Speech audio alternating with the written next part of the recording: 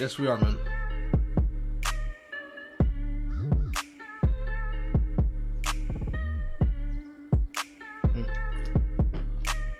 Make sure I have this shit set up correctly.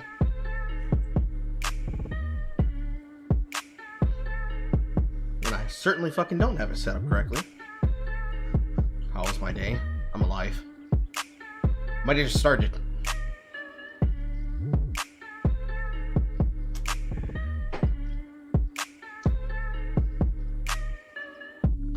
Browser.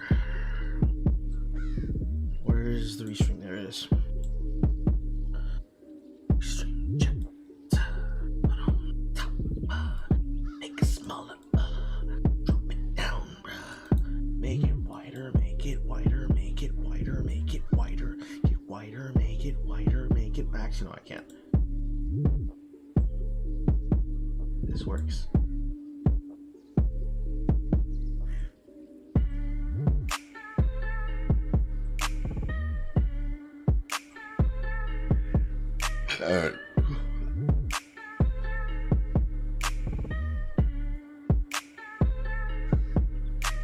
Why the fuck does it continue to drop frames so goddamn much?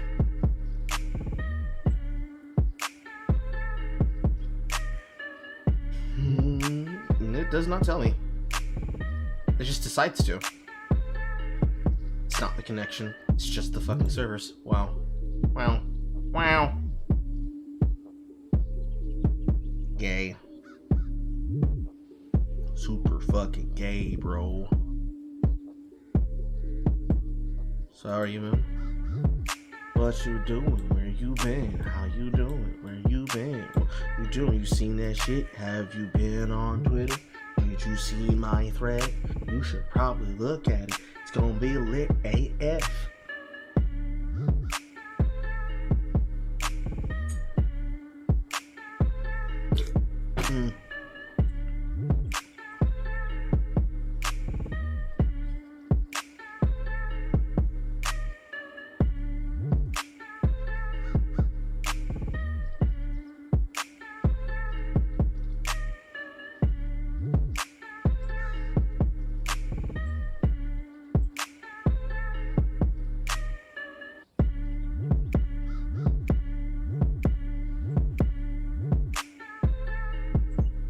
Shitting Chick-fil-A delivered.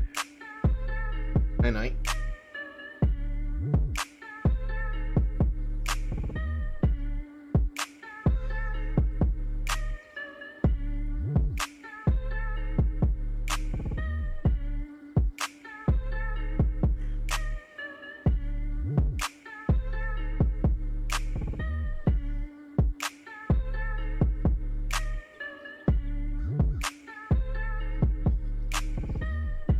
The fact that y'all not already inside the Discord. Y'all gotta get in here today. It's gonna be lit. We're gonna be trolls today. We're gonna be trolls today. And it's directly composed to how much of an annoying asshole I decided to be on Twitter today.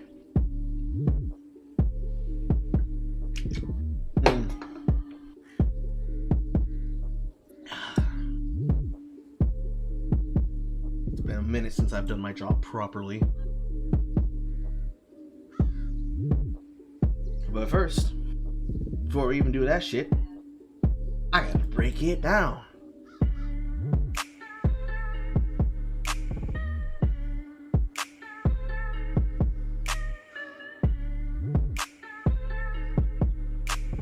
This is why member already fucking started. I tell you what. Yeah, they say we black. They complaining they ain't black. They complaining they ain't black, and then they come back and they say they're gonna be black tonight. They ain't gonna be black today. They're gonna be black today. They're gonna be black today. So that's what I say. I say, oh bitch, okay. I see I raised the stakes. I matched that shit, okay. Hit that Uno reverse, Avro Dex, try to hit that deck from the red to the blue to the green to the yellow. I don't sit that deck. Guess what, bitch? You gon' learn shit. You crying, bitch? I'm giving you shit. Cause they're gonna be white tonight. They're gonna be white tonight. They're gonna be white tonight. They're gonna be white tonight. Playing these games. Crying your fame. doing nothing, being straight lane, laughing at your crispy, laughing at your shit. You should have kept your ass on Tumblr, 'cause you finna get it. Oh, every day they be crying, remakes, trying to cop everything, crying. Every single goddamn time we get an RP say lying, saying they gon' have to fix a race swap that they got buying. Man, that's cap.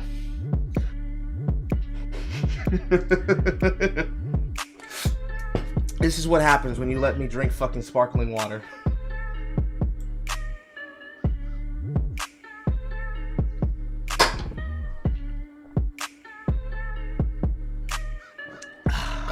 The juice is loose, chat. The juice is loose.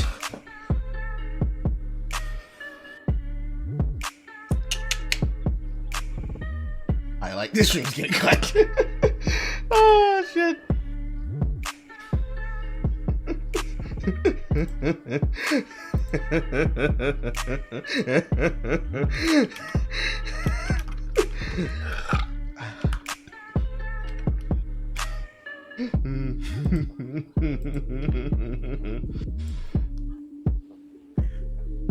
Focus this shit here. Because I feel like I'm going to play a lot of things today. I feel like I'll even fuck around and play Minecraft. I don't like Minecraft. But you know.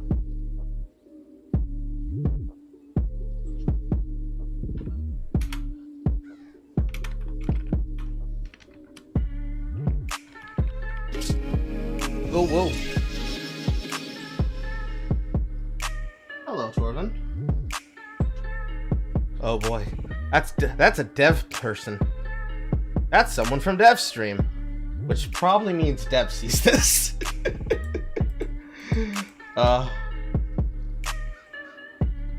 Consequences be damned! Doing my job today. Just showing your work. Do you always work in the morning? I have never asked. I feel bad for not asking. What kind of streamer am I?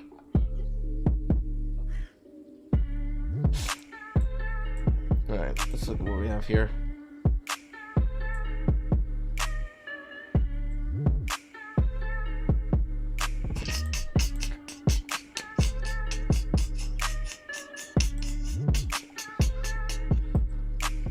The tweet's blowing up because Post retweeted it now. So that's gonna be a thing.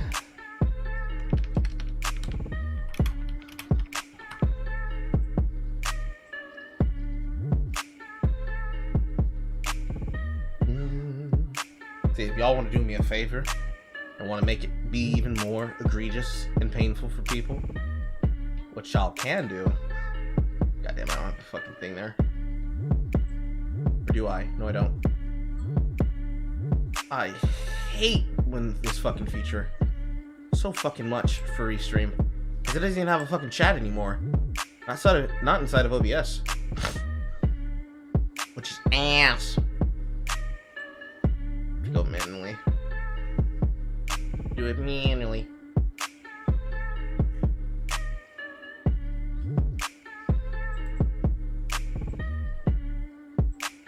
Do it inside of my manager. But what y'all can do is you can retweet that. You learned that you can click someone in Discord and straight open their stream. Yes, you can, Dorvin. A lot of people don't realize they can do that. Gotta queue up the next thing, because I just can't listen to Dick on repeat.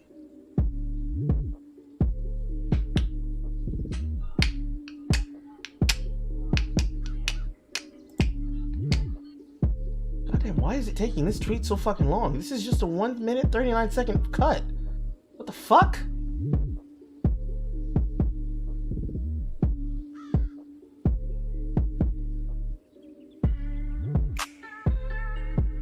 Do anything at all, it's gonna fuck up the download and it's not gonna fucking upload the tweet correctly.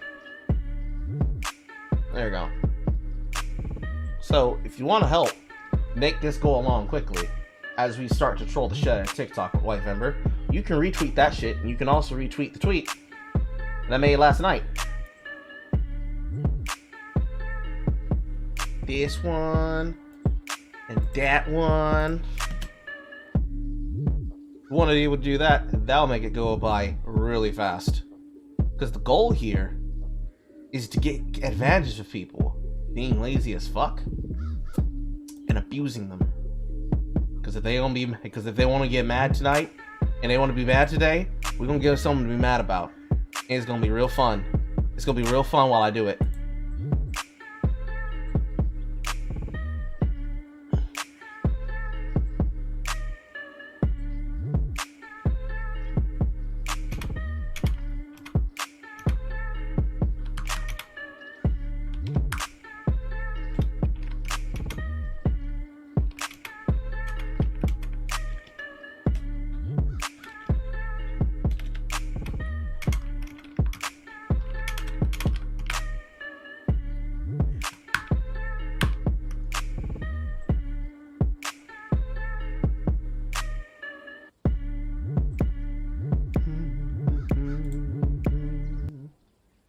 Okay, what was I listening to?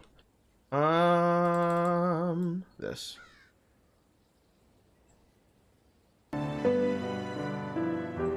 Not energetic enough.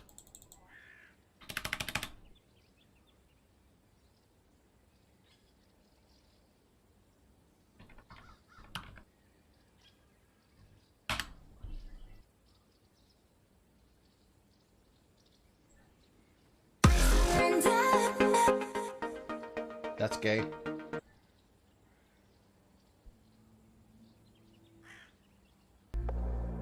Gay. Funk never lets me down. Alright.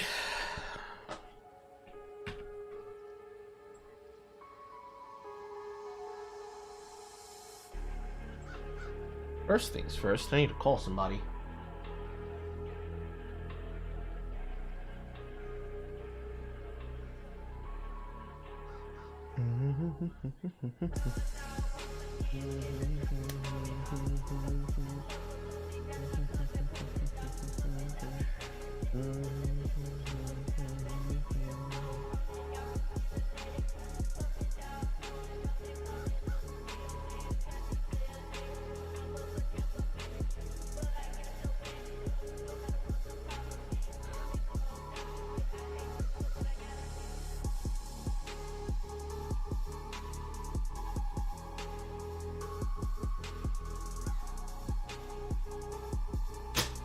See if they respond in the next 10 minutes.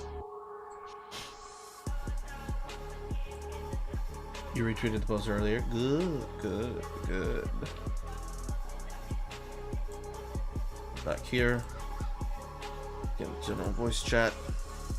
Let's just see what happens today. What the fuck do I have to do for this fucking game right now?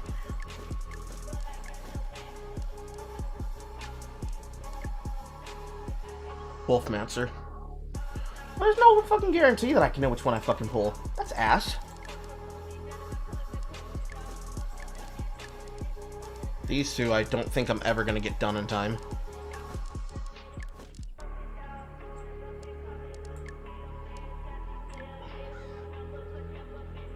That's season level. That's survival mode. That's Midgard Souls. Yeah, there's legitimately nothing you can do except for just push the rewards. Where am I right now? 30? 36? 32? I don't get the full Finner set until 50. Which is a lot of matches to grind.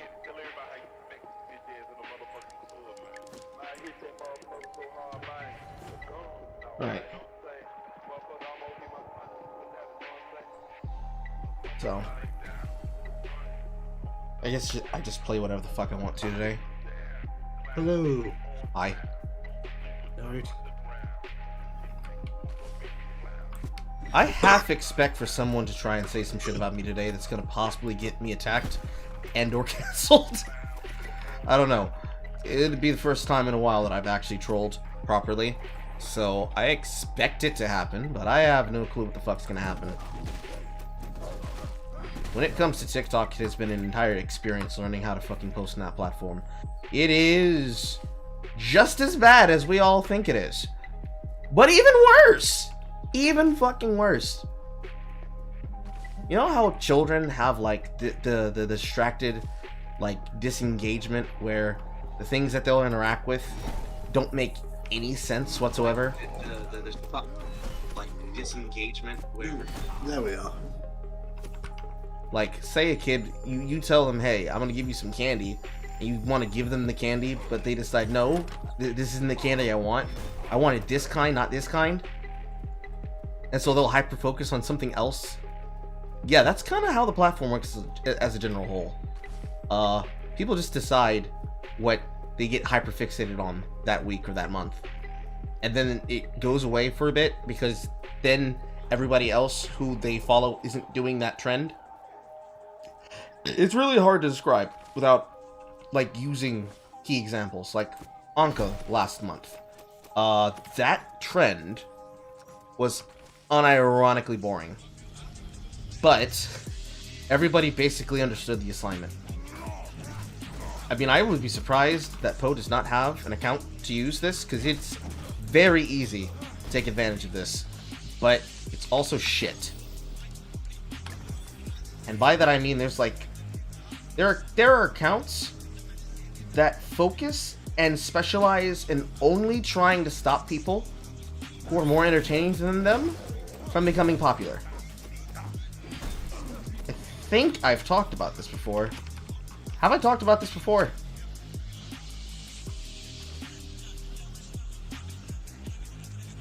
Night? I'm not entirely sure, to be honest. I think you might have. I think I talked about the situation, but I didn't describe the person who did it. Yeah, pretty much. The account in question is a person called Modern Warrior. The person's name is Lance. I didn't care enough to look into their last name. They're a Native American who straight up just looks like a woman. It's a man, but they look like a woman. And they don't like any person who mocks the shit out of them. Because their entire grift is, I'm a Native American and we were just impoverished, we were disenfranchised, so we get to attack you on social media. And my TikTok wife, don't tell Jay, my TikTok wife, and a bunch... Oh my god, oh my god. The fact that you say those words in a sentence would piss Jay off. Like, legitimately piss her off. No, she just look at me with a raised eyebrow and be like, are you alright? You okay? What are you doing? What are you doing over there? But I joke when I say that, but I'm also not joking. I haven't learned her first name, but her account, she uses multiple accounts because apparently it's just common that users get banned by the platform for stupid fucking reasons on a regular basis. Like, there's a bunch of accounts that have experienced it, but it's like a rite of passage. Kind of like you haven't really become a person until you've gotten your account banned, like, unfairly once or twice for the crime of not being popular. But, Emerald Gem / Not Trash Panda, who's a Greek woman, she showed me the ropes when I was there because I made her laugh. And I know for a fact I posted that show on the timeline, but it hasn't been something recent that I posted. But, when I first started using the platform, I made her and all her friends laugh, and then her friends became my first fans. And it's like basically tricking people into giving you attention, I feel. That's the best way I can describe it. It's not so much tricking people as it is you're having conversations, and then somebody fucking stupid comes along and tries to interject into your conversation, so you tell them to fuck off, and then they try to get your account banned. And you basically just do what people on Twitter usually do. You just take advantage of them. It's great, but it also sucks.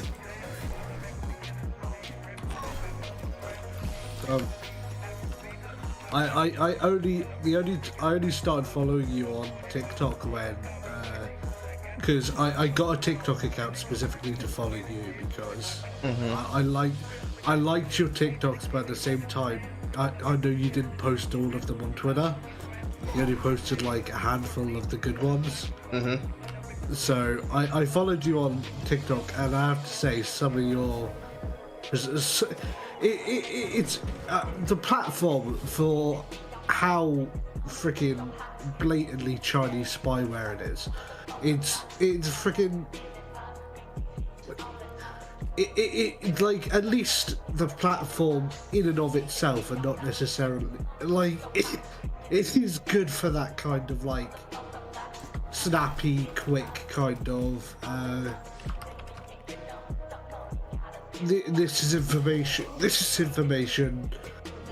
Obviously, like, it's not the type of platform where you go on there to empirically prove something. Basically, you can't make an argument, you can make a statement. Yeah. And whether someone believes that statement or not is down to them. Now, it's good for that, because you can make empirical statements, and then you can make a statement, and basically you're just like, well, this is what I believe. Go and research it yourself. And I honestly think that is actually somewhat more persuasive than trying to make empirical arguments. Like, from the top to the whole, the entire website effectively is Vosh's entire idea and argument of don't address a idea until it's somehow been proven false. Even though you could be 100% right, it is literally just people looking for an opportunity to shitpost on one another. Everyone waits until either, if they're lazy as shit, to decide to jump onto a trend, or if they're dishonest as shit, to hide their stitches and hide their duets so that they cannot be confronted, or just taking videos out of context and refusing to talk. So it's been really good practice just to lose my ability to be so wordy, because I legitimately have stopped giving a fuck in general. It's wonderful. Granted, I could do more work, I could be better at this, I can get a lot faster at it, but man, the night and day difference between Twitter and TikTok is, I don't know how to really describe it. I wouldn't say it's a shit poster's paradise, because it's more like you're hoping that you and yours aren't the ones that get punished for choosing to have fun. But when you're having fun, and when the fucking shit hits, it fucking hits. But not always. It's very come and go. If you're not already big, you basically have to plan your moments, and I don't like that fact. It very much is advantageous to those who are already big. But I've been watching a lot of Devin Nash, and I'm gonna just start abusing the advice that he's been giving, which is basically get it where you can. If what we gotta do is just get it where we can, well, we gonna use White Vember today. We gonna use White Vember this goddamn month. Because it's so fucking dead. It's so brain dead. All the fucking people who are crying right now about White Vember, they're all people who spend every day with ACAB in their fucking biolog and BIOS. ACAB, ACE, 2 spirit, 2 gender, 3 gender, xenogender, no gender, demon, them pronouns. See, here's the thing. As someone who is quite a staunch Christian, demon, them pronouns, that feels like I don't like using the word triggered unironically, but it feels like a genuine spit in my face. I just feel like somebody decided they wanted to go outside and be bullied today. Me, personally. But okay, this is y'all struggle. Y'all picked y'all struggle. Now you're gonna have to deal with it. And the best part is that the amount of racism that actually exists on that platform. Man, if you think CRT is the worst of it, it gets worse. It legitimately gets worse. You got both accounts banned, blocked for 2 months because you got into an argument with some white guy simping for the blue-haired girl. Yeah, it's like that a lot. there is an egregious number of, like, simps that exist on the platform. But occasionally, I'll give this to the credit of TikTok, eventually people do catch on to the fact that somebody is dumb as hell. So, like, celebrities are a very common sight to see when it comes to people taking advantage of trends. I get tired of looking at things from fucking people like Lil Nas X, but occasionally there will be a person like Digital Princess. I'm not sure many people realize who that is.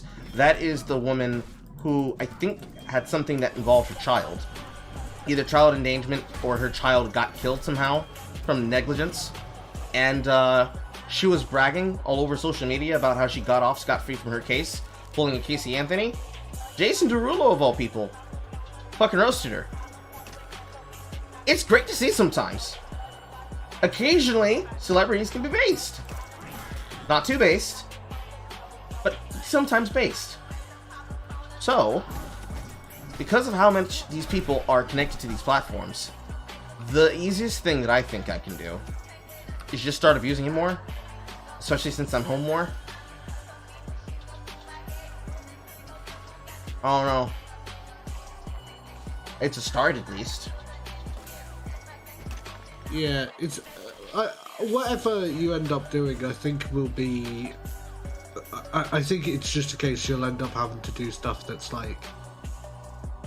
It's going to conform to your schedule, but at the same time, I think you'll make the best of whatever you end up doing. Like, for example, like me and your other editor, we're here to be utilized whenever, and there's also there's obviously you've got the streaming, you've got Twitter, you've got TikTok.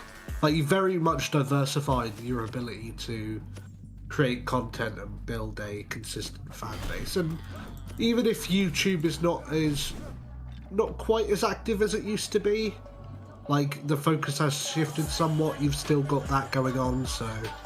Yeah, I actually had a conversation with Jay about that the other night. I'm going to end up doing more... I'm going to get back into doing scripted shit again. Whether it be daily current events or it actually be focused research, and more specifically, my fucking, reviews.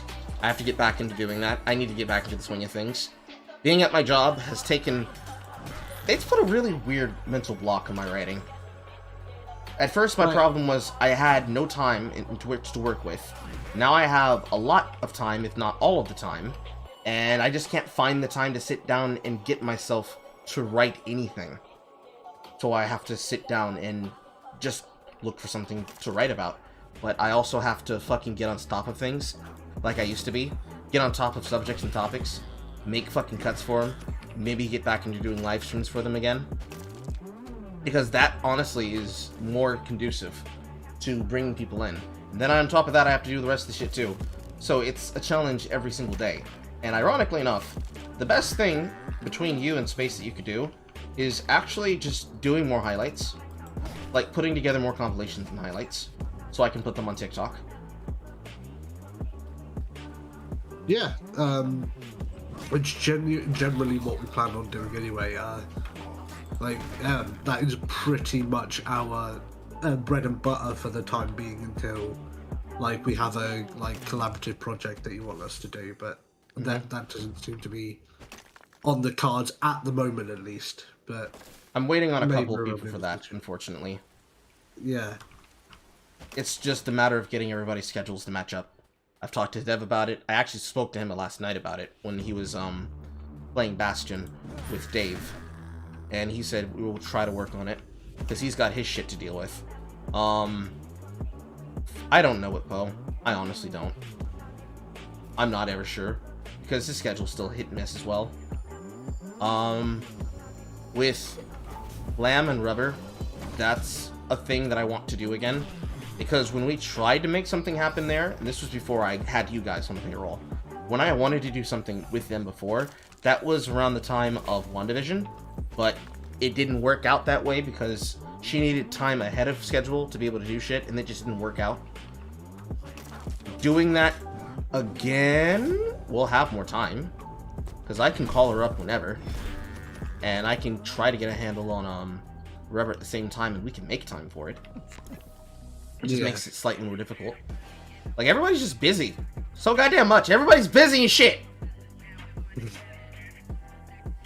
Well, see, I know you can do good collaborative work, because one of my favorite collaborations with Jay that Jay ever put on her channel was with you watching that fucking Was it I'm trying to think of the name now. It was a fairly recent post. Are you talking about the there's like 3 of them in my head. The first one that came to mind was the L word. The second one that came to mind was I am not Starfire. The L word, I believe, is yeah. Yeah, that show is garbage. Saying that the L word sequel series remake.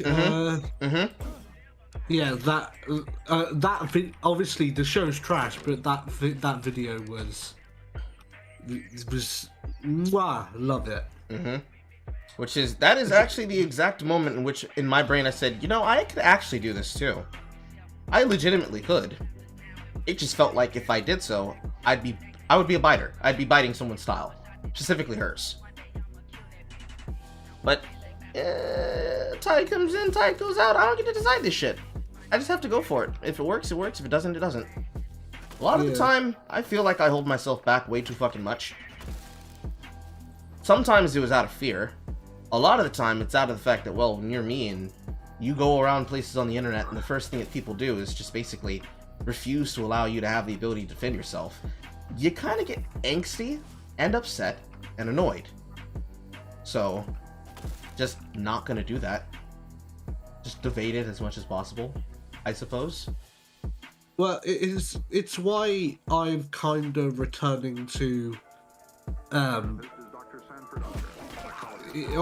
I'm doing on my channel right now is I'm kind of returning to making edited videos again, because over the past like 18 months I've done a lot of like experimenting with the channel. Like I've tried a lot of different things. I did like a year of like interview streaming like every week, and then I've got my Current Crusade podcast every Sunday, and I have my occasional in conversation stuff, and then I've done other streams, and I've kind of neglected just doing what was like originally the like meat and potatoes of the channel, which was the like edited videos.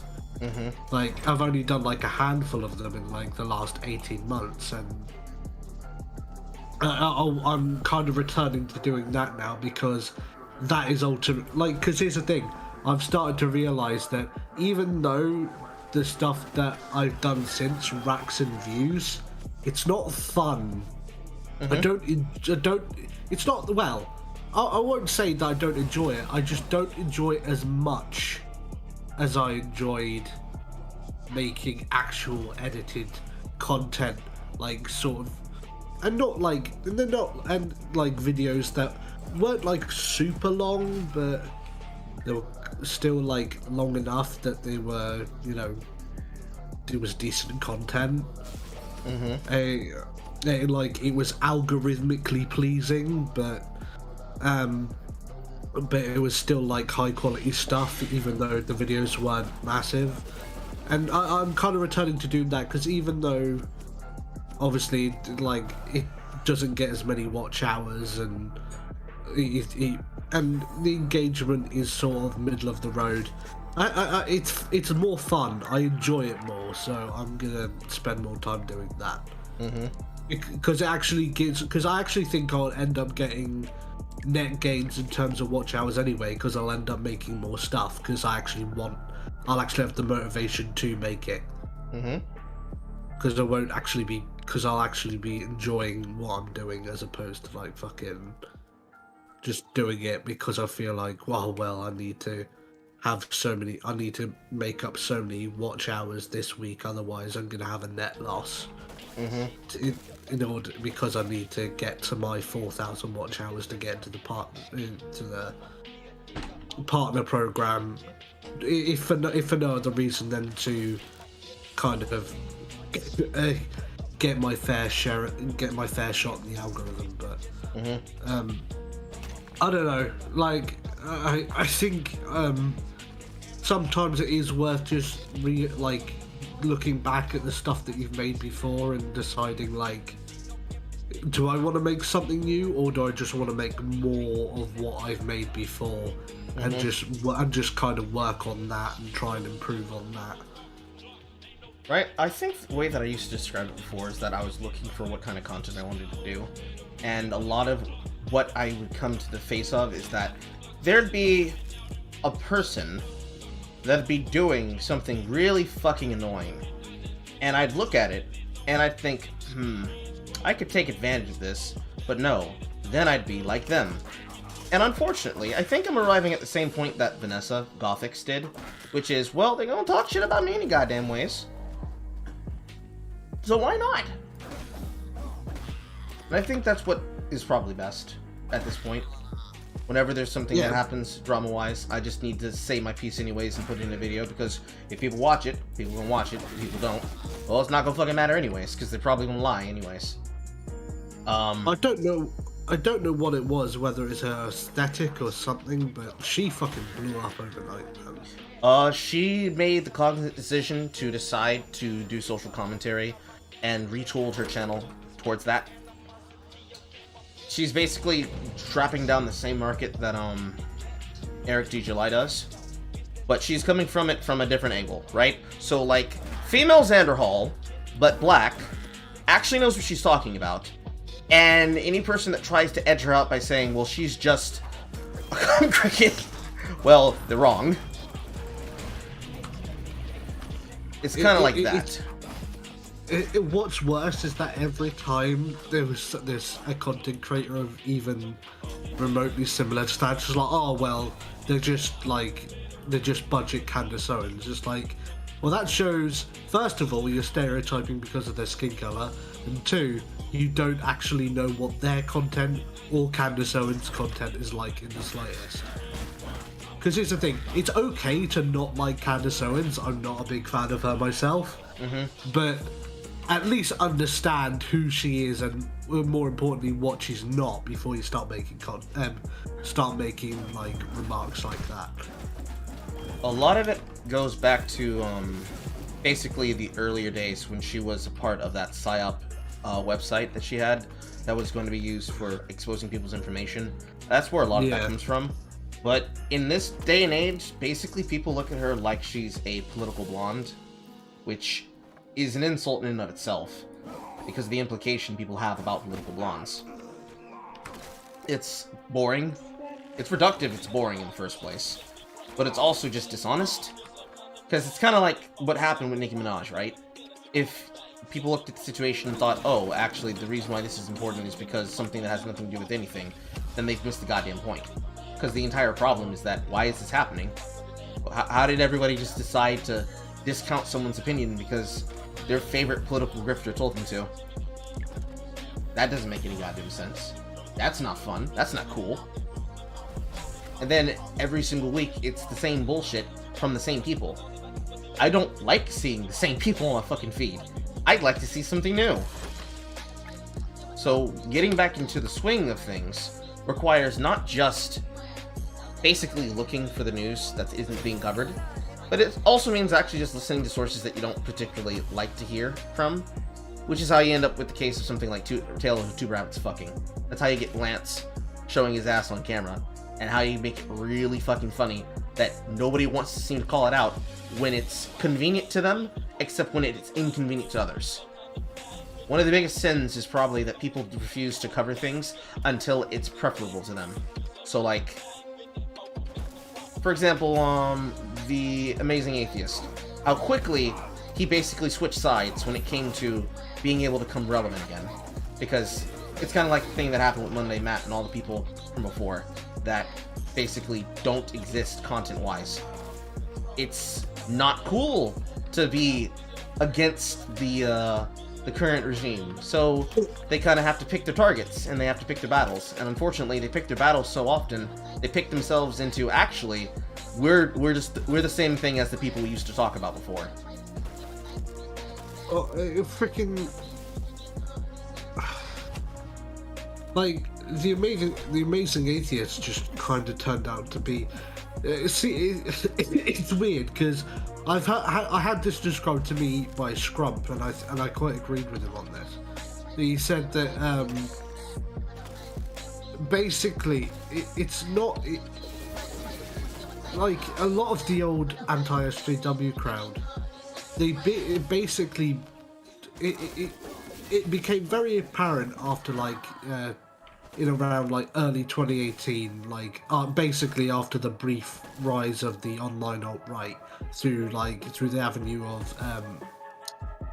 of internet blood sports, that it became very clear that a lot of the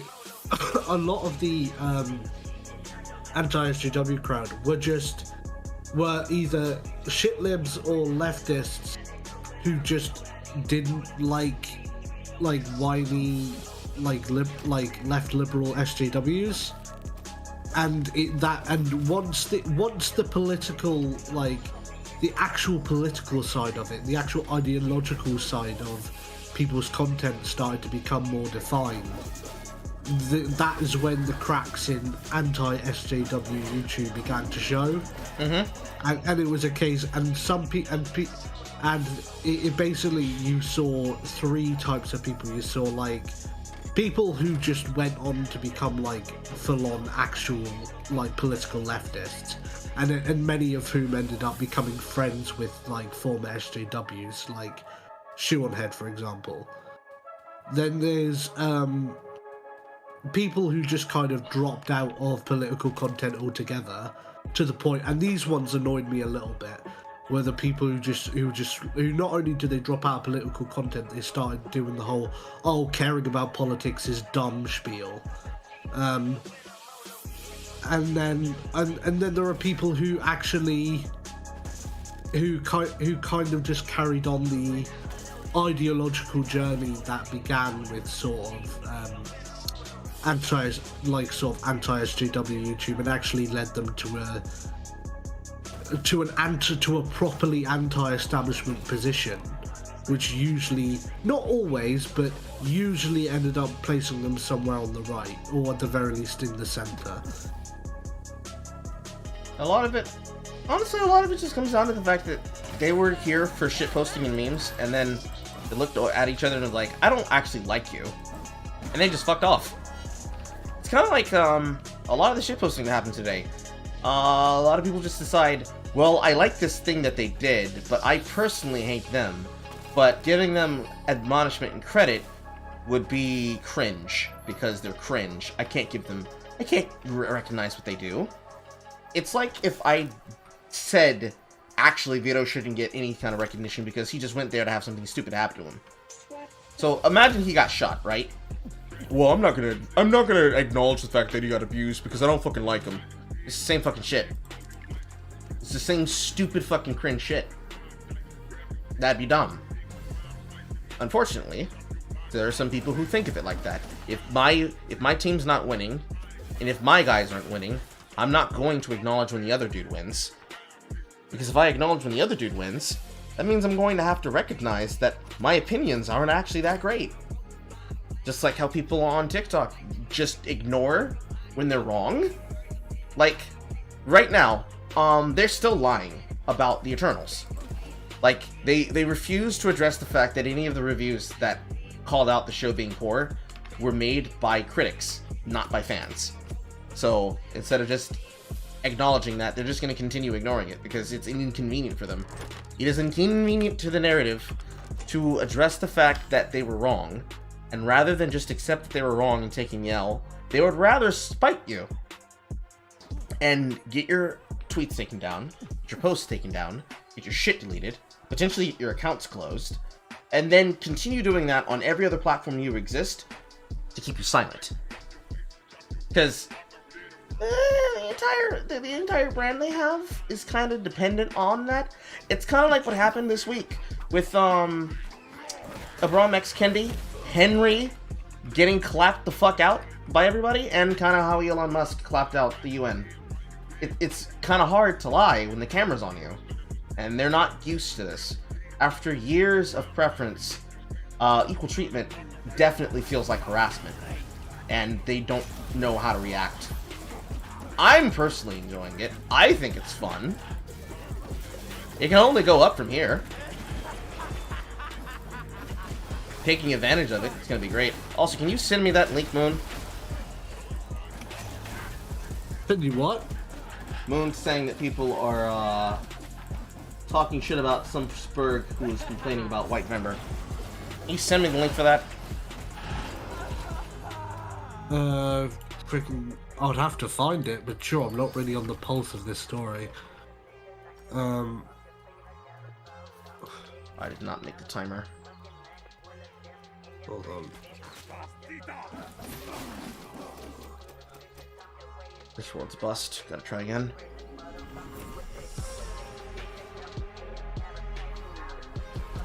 Just type White Vember into Twitter and see what happens. I'm mostly looking for Moon to look for it, but if you find it first before he does, that's fine too.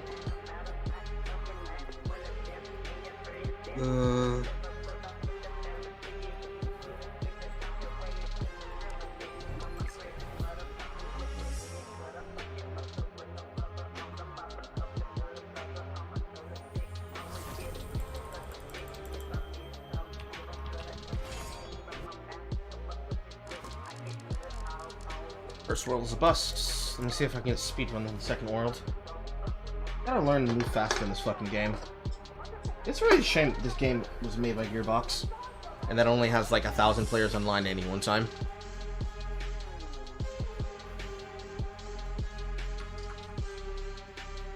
It has big speedrun potential, but god damn it if it isn't fucking brutal.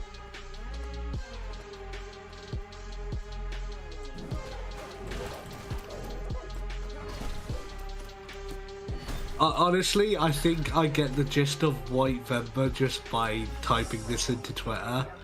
It's basically just one big fucking troll. Yeah.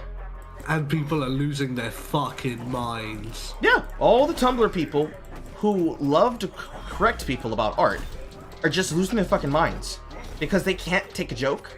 So this is where me and Poe specialize best. We can only see what happens from here. Because the worst thing that they could do is react violently. Because I made my TikTok last night and then followed up behind it this morning. Oh, that's why. My controller's shaking. I was wondering what that fucking sound was. The Xbox One controller was fucking vibrating on the floor. You do not understand. I have been having fucking terrifying nightmares of some violent shaking that happened every time my computer was on, and I didn't know what the fuck it was. Now I do. And now I do. No more nightmares for Carl, chat. I thought something was broken. Because my auxiliary fans on the front and back of my computer haven't been spinning ever since I built the computer, but I think it's just because I have way too good airflow. I think I'm gonna maintenance it next month, if not at the end of the month. Look into it, see what I can potentially clean up and dust up. Because so far the computer's been running fine. But who knows? If I go to render something for the first time, it might just decide to break on me. Ah, Moon found it. Can you click on that in chat and pull it up and see what that is?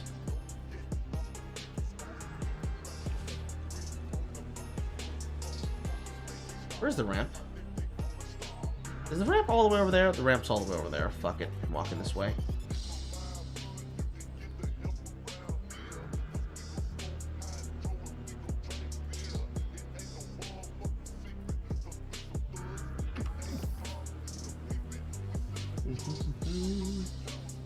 Here, homies.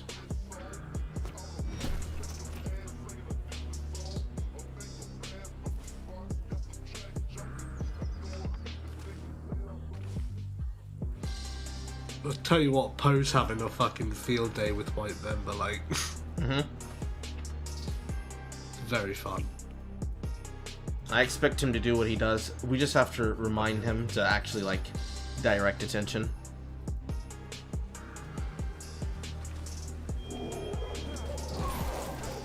I have found, through Poe, I have found your White Member post. We had to send it, do we? Which one? It's the one of your White Member TikTok. Yeah, we had to tag him to get him to put that up there. One of the things that comes with Poe is that he's all power and no technique. But then again, this is the consequence. Although I feel great that I no longer have the Poe curse, where people choose to confuse him and me together. Now it's happening to Contra. I didn't even know Contra was black. Yeah! Fucking juicy Jerry Curl, dread ass motherfucker. But I fucks with him. Okay. I fucks with fair him, though. enough. I mean, when I started fucking doing late night spaces, and I went into someone's, he had to fucking tell people, hey, give Carl the mic. And they were like, who's Carl? And he's like, him! And he's like, bro, if you don't fucking do it, I'm gonna bring up the fact that you said the N-word a couple of times. And I'm like, bro, he blackmails people for me. You my Negro! Then again, anybody blackmails somebody for me, they can always be my Negro. They get to say the hard R. As much as they want.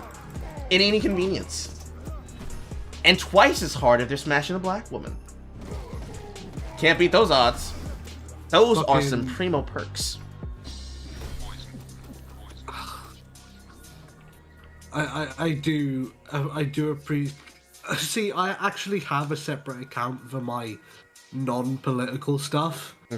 That for my non-political stuff on Twitter, and it's really quite jarring because I follow Aimbot Amy on my main account, not my secondary one. So it's really jarring to just go scroll down the timeline and be like politics, fucking bleached fetish, politics. It's really quite jarring.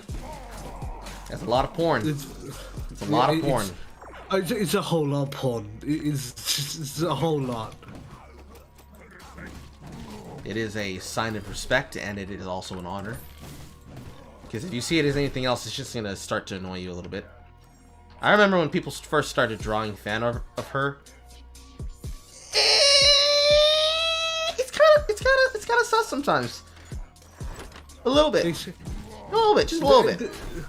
So some of the stuff that gets posted, I'm just like, oh, that's a bit near the knuckle. Like, and then she says she commissioned it. I'm just like, not sure if that makes it better or worse.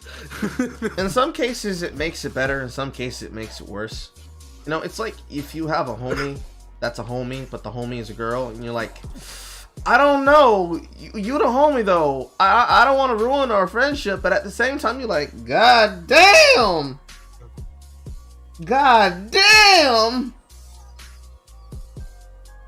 Like, sometimes, see, here's the thing, I'm very tempted to just post no horny whenever she does post something like that, but I just know it will be for naught. It is a pointless effort. It is an exercise in futility. There's probably a 125% guaranteed chance that she just might post not at you. So, yeah, take that risk if you feel like it. I certainly don't. It's like, yeah, and I've also got unrestricted DMs as well for channel purposes. So fucking not gonna take that risk. Like, even with all the DMs that I get from people who will send porn at me and also send their nudes at me, it is on a completely different scale when you're considering the shit that I've seen from Amy over the years. It is not at all what you would expect. You think you're prepared. You think you're ready. But then you see how much she wants werewolf dick. And that just makes you sit down and think about God. it makes you reconsider life. Dead ass. Just dead ass. How can a woman be so horny? And then I get up and I look in the mirror and I'm like, actually, you know what? That's fair. That's fair. That's fair. You start, no, it's because you look in the mirror and you just kind of realize, but you think it's fair, but then you sort of realize, wait, no, I get it with me. My primary sex hormone is testosterone. I get it with me. Oh no, see, this is a problem for me specifically because I can't look in the mirror without somehow there being a grin on my face. And whenever I'm grinning, there's obviously some evil thought going through my mind, and I blame Ben for this, especially with his sus animation. Because it's like the perfect description. It's like, what? You think this is going to stop Carl? Me? You think this is going to stop me? No, it doesn't. In fact, this excites me. In fact, you might want to double think about what the fuck you're doing, because you might start something that you can't stop. It's kind of like that. I mean, at one point, it's not like that, because, man, the amount of people who seem to assume this shit about me on a regular basis, I feel like I should be worried about now. But at the same time, I don't think I should stop it from happening, like, even as a meme, even as a joke. I just want to see where it goes from here.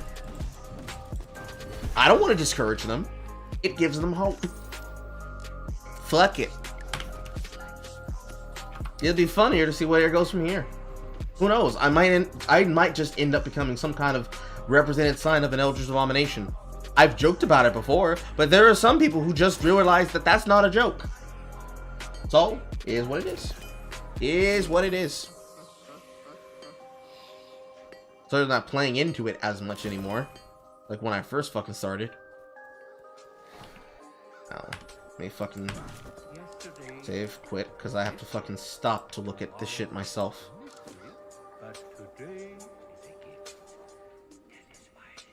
Here and here, this tweet and this tweet. Being in an anime art Nazi because you got called out, just waiting on the hive mind races and slurs to commence. Look at their pinned.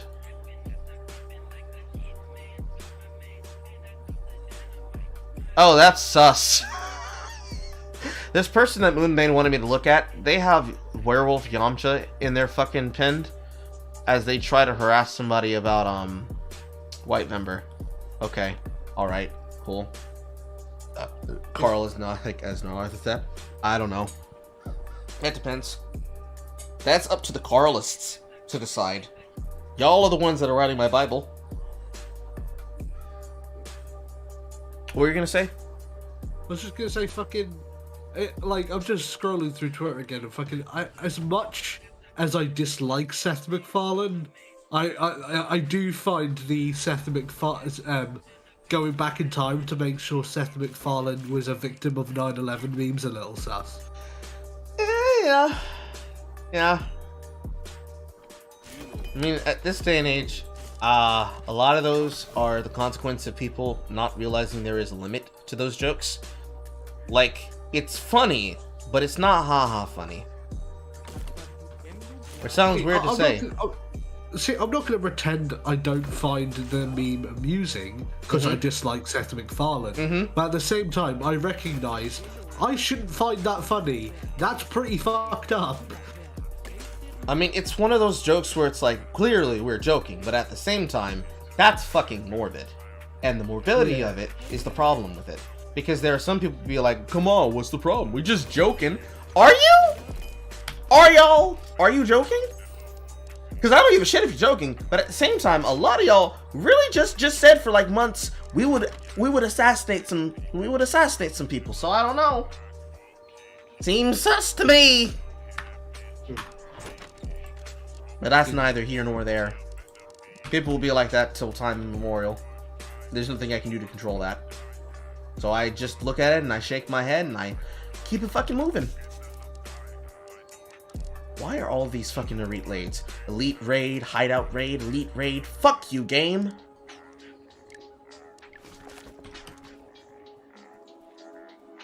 All of those are difficult. All of those are difficult. Gotta do it in this way. Hello, Idjit. Felix is my friend who was the one being harassed. I see. I'll keep an eye on it. We'll see where it goes from there. I need more barriers. I don't have nearly enough materials. It's the same problem I just had. I don't like how speedrunning this game on solo is very, very RNG. If you die, your run's over because you're missing the souls you need to continue. If you can't find enough materials from your barricades, it's over because you won't have enough to make for the bridge. If you can't get the quarry within day 3, your run's over because you're not going to be able to generate enough materials to open the bridge up. And you got to do all this shit within 15 days, which is more than doable. But the problem isn't doing it within 15 days. It's actually being able to do it within the time limit of this stupid fucking event that they arbitrarily set. On solo, it's doable. On multiplayer, it's more doable. Players just are stupid.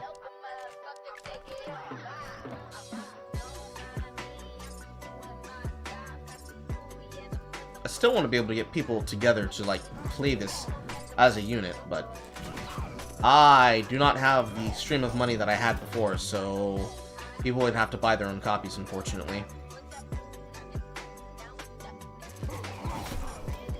I think I bought you a copy, and I think I bought Oyster a copy. I don't remember. But what now, copy? For Midgard. You? I know I bought one for Ben. He was just struggling, because it's an entirely new experience for him. Hold on. I'll have a look.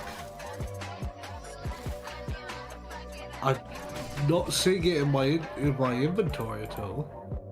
I think it was just Ben then. Because I think I was going to do it all at once, but you guys weren't there.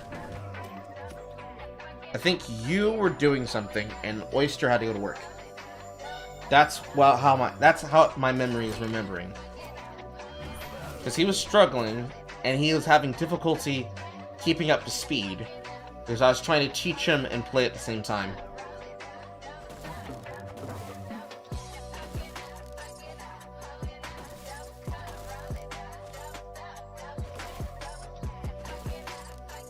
How am I? I'm alive. That's my default answer. I'm alive. It's the best answer I could possibly give. Because if I said I'm fine, I'd be lying. You know how often people lie when they just say, "Hey, how you doing?" "Oh, I'm fine. I'm alright. I'm good." Nah, bitch. I am fucking suffering. I am fucking upset. I am disturbed. I am in anguish. Out of my lane. I feel like I just want to put that, because I made that as a tweet yesterday, but I feel like I need to put that to song. Maybe set that to Flower Duet. Because that is a perpetual mood. Perpetual mood. And I know I'm not the only fucking one.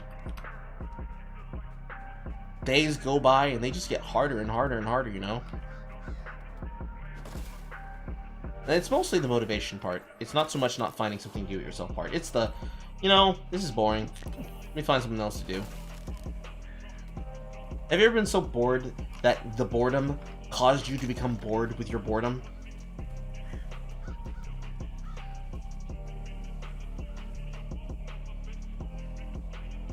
Yes. Once. Once. You said that really hard. You had to think about that for a second.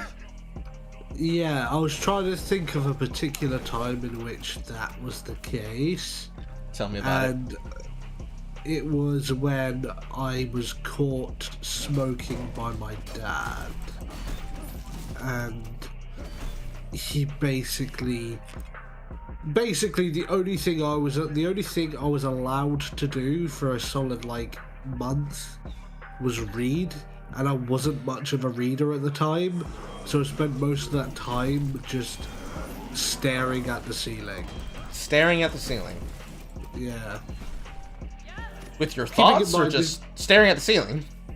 Like it literally, like, do you know when someone says they're like doing fuck all? Like, I was doing properly fuck all. Ah, I know what that feels like.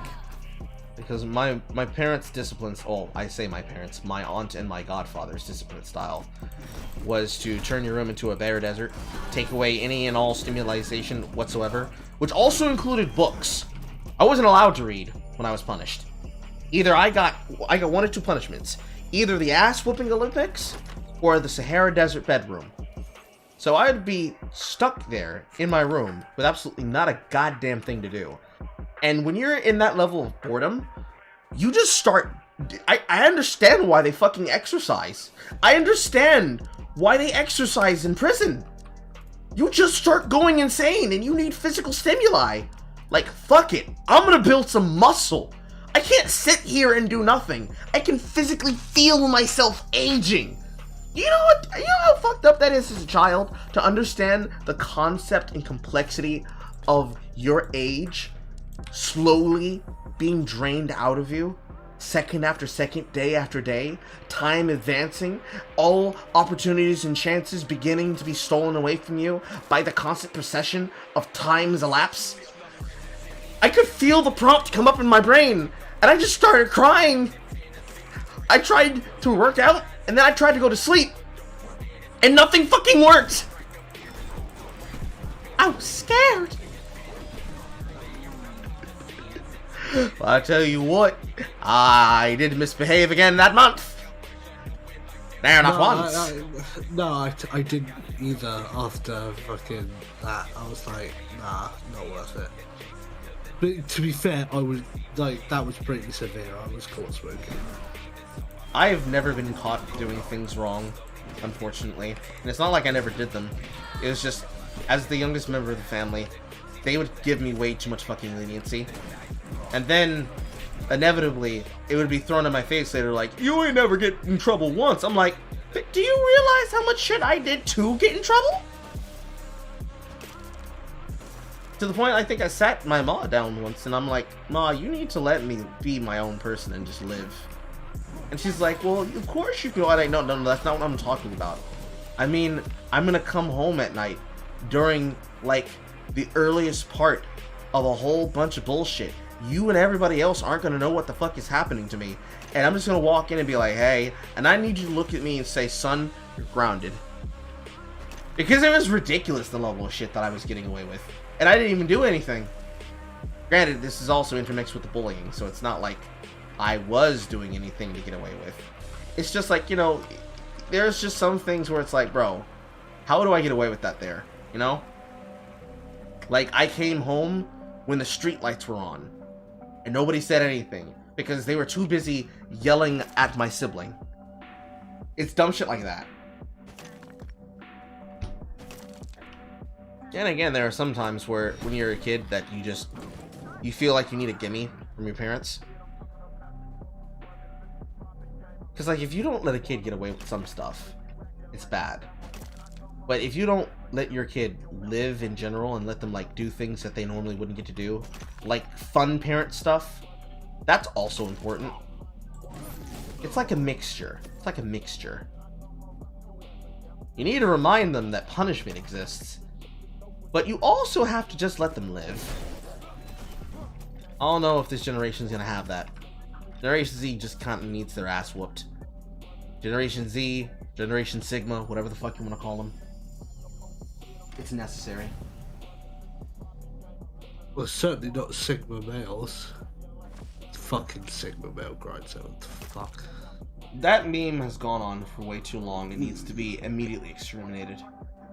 It's only funny now when applied, like, when applied to very niche cultural media. Like, I found myself quite enjoying Top Gear Sigma male videos. Mm-hmm. Just because it's the fact that it's all like ultra specific and it applies to a very British cultural context. Mm-hmm. That is why I enjoy it, as opposed to like most, I admit by now, most like Sigma male, even ironic stuff, is pretty fucking played out and boring at this point.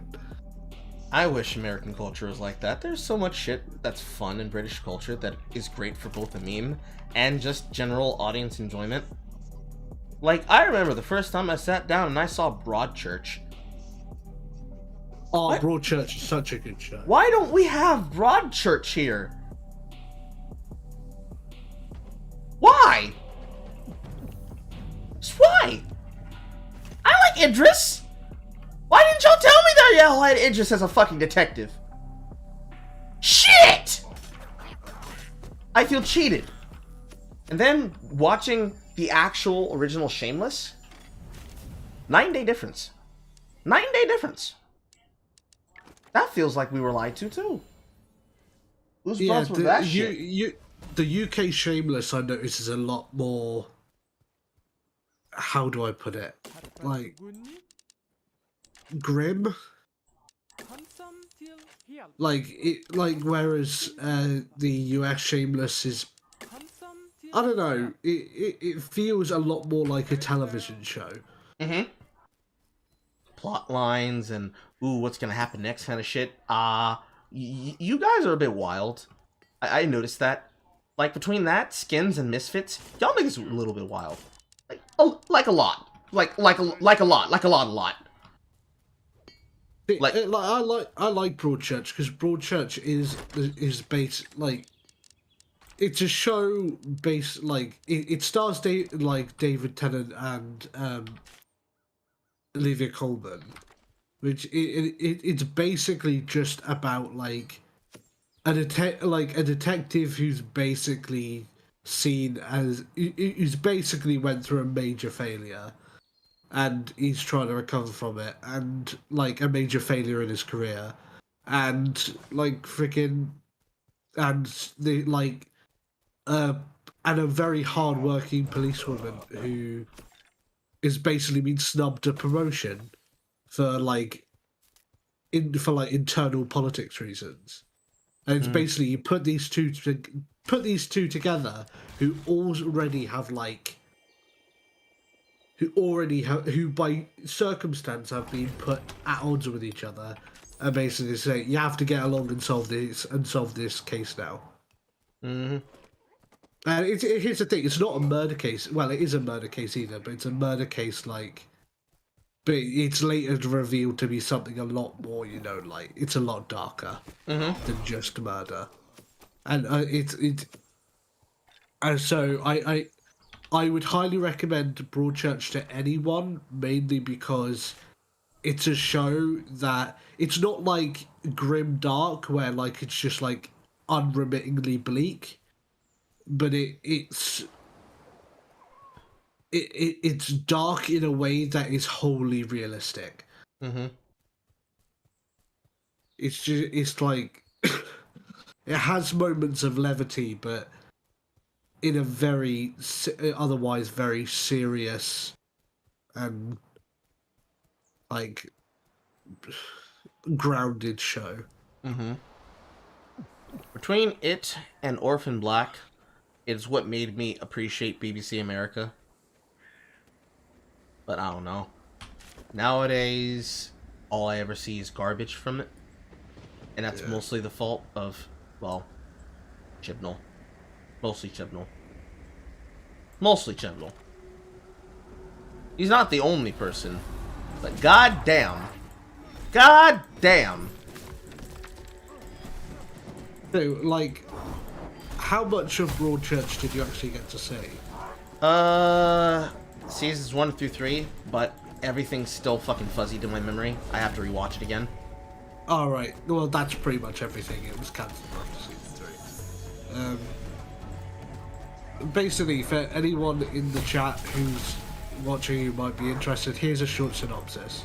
And this will probably refresh your memory a little bit. When the corpse of 11-year-old British boy David Latimer is found bloodied and dirty on an idyllic beach, a small Dorset community becomes the focus of a police investigation and media madness.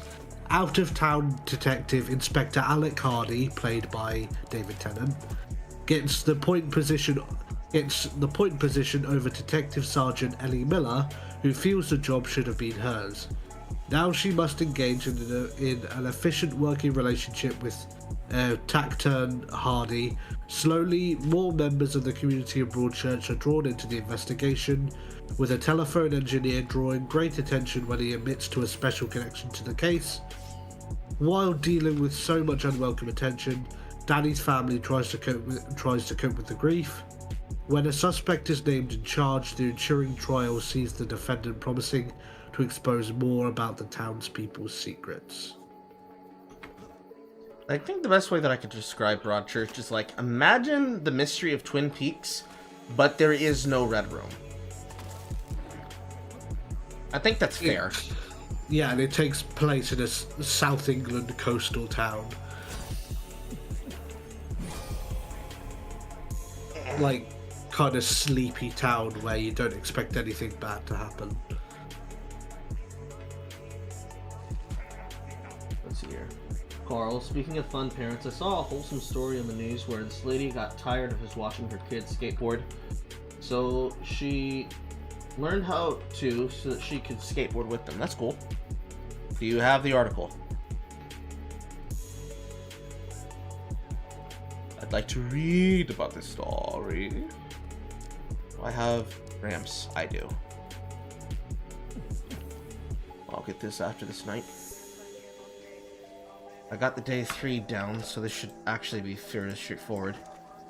But I don't have any fucking silver.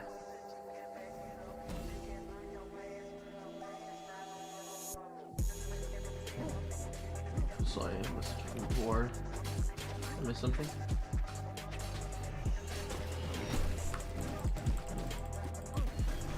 Reading a study. I'm trying to juggle 2 fucking mouses at once. Goddamn.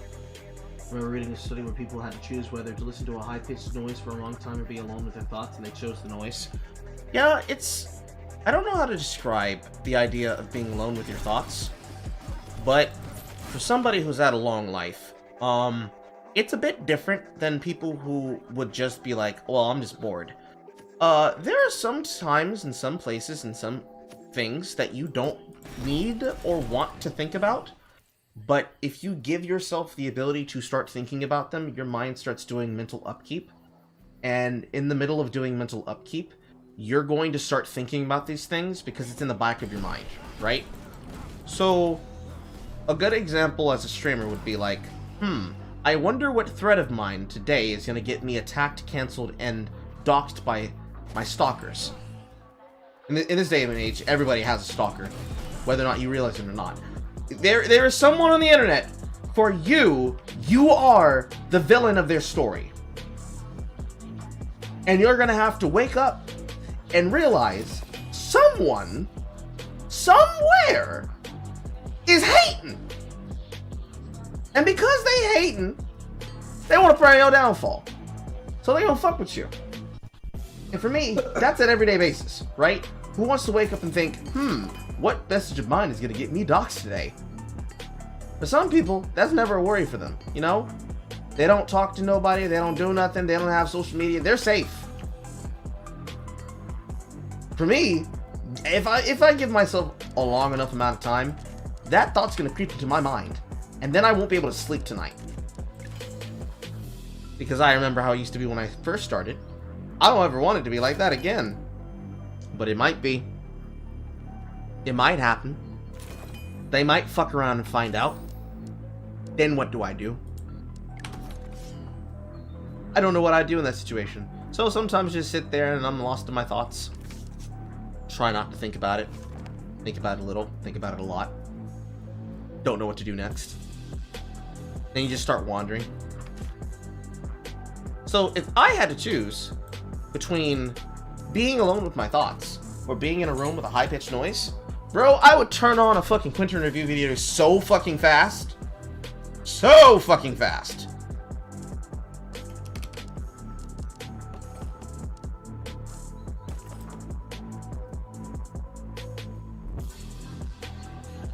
Anything else?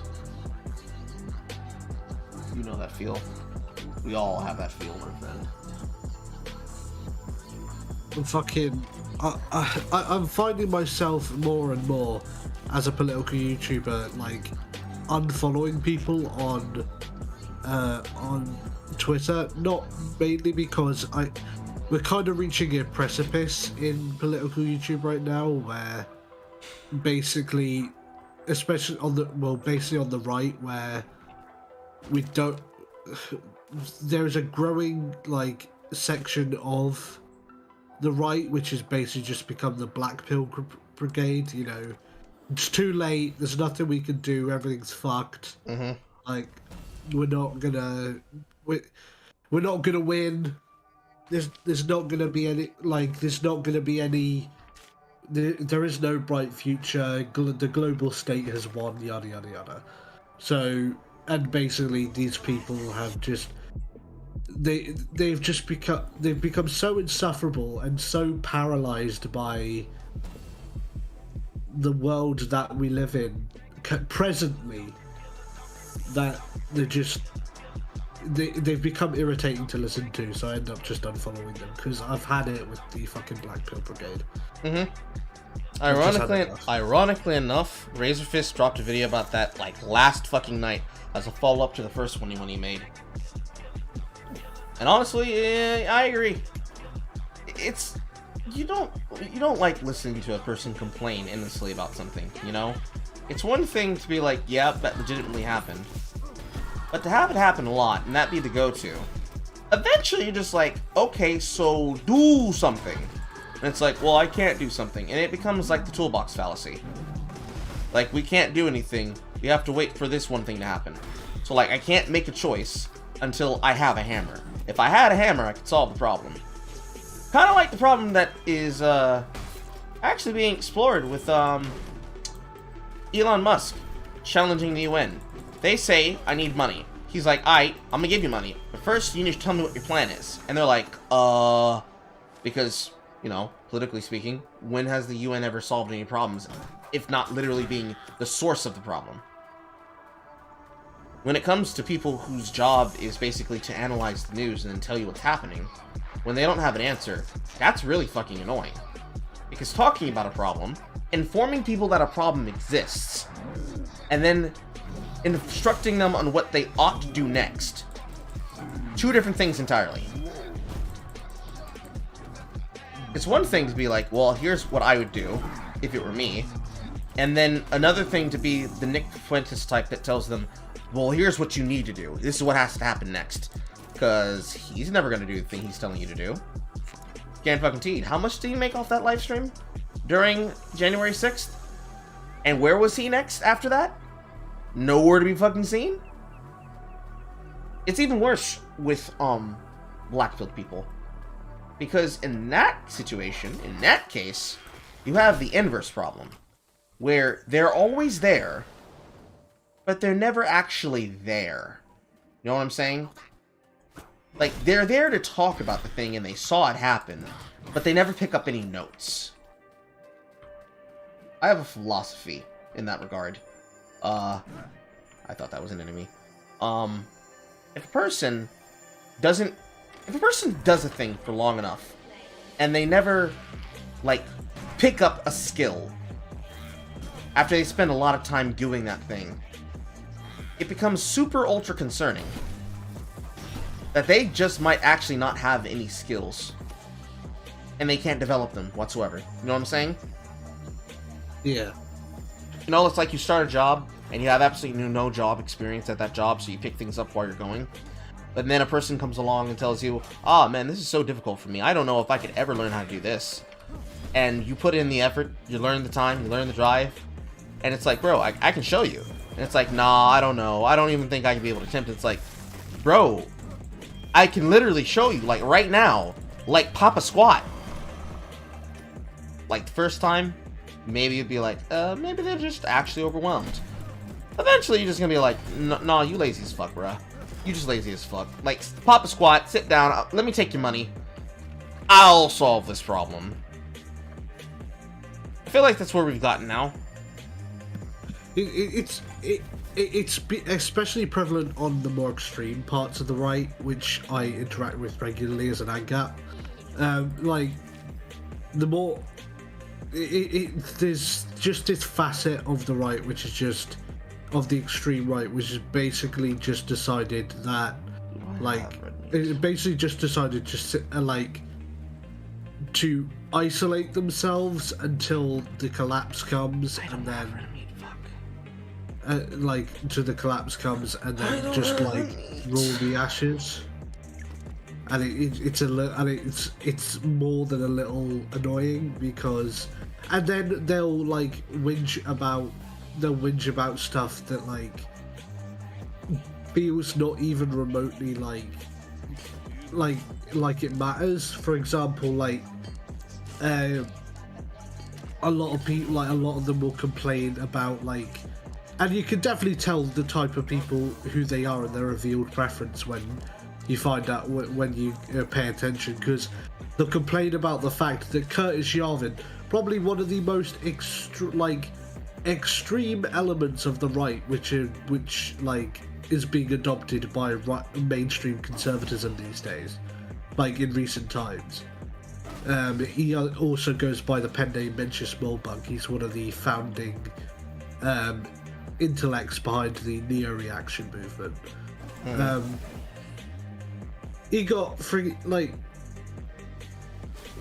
he's actually starting to be listened to by mainstream right-wing people like Tucker Carlson and stuff, and they treat, and basically just these fringe, I said, these fringe black-pilled elements of the right, and they'll complain about the fact that they'll complain about the fact that he doesn't believe in a Jewish Jewish conspiracy and stuff. Yeah, as we all know, the Women's March is totally won that round when it comes to the conspiracy theories and all that shit.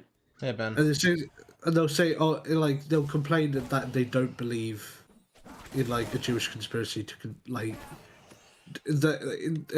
that controls the media. Basically, I know that's what I'm referring to. The Women's March believe that too. Yeah, it's basically the black-pilled parts of the right would like to believe that the cathedral, as we on the right have come to call it, the cathedral, the decentralized globalist power that behind democratic governments, as not all of us are necessarily pro-democracy, they believe they are Jewish in nature, where most of us is no, it's just it's a whole range of elites who basically are mainly made up of technocrats and politicians. That's the way it's been that way for basically about 100 years now. It's began in the progressive era in the 1900s. Kind of was the first kind of phases of this were put into action as a result of World War One. It's it goes back a long way, but freaking to say that it's strictly Jewish in nature seems a little dumb, and Curtis Yarvin recognizes this and they don't like it. Sounds like a very hard sell. Because then, if that's how they view it, they'd have to explain a lot of things that have nothing to do with Jewish people. Which I guess is where they'd slip up. It's it's kind of like what happened before with the early aughts of YouTube and what was called the Skeptosphere, blaming all their problems on antis when it's just really the quirks of what happens when you have people that have different opinions. Blaming everyone and saying that they actually believe in this thing that they don't believe in because they don't realize the idea of having people that can agree and disagree on multiple factors and recognize that something may or may not have a tie to something else that affects something else entirely. It's very bizarre to blame that on something that has nothing to do with anything and then turn around and say, ah, yes, but you see this other thing, this ties in it too. It's like listening to Thomas Avella.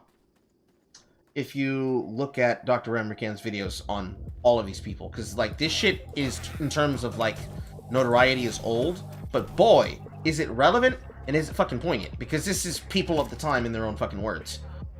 Listening to him describe his views of anti-capitalism and anarcho-communism makes it very clear that for some people, the only anarchy that they know is the black and red.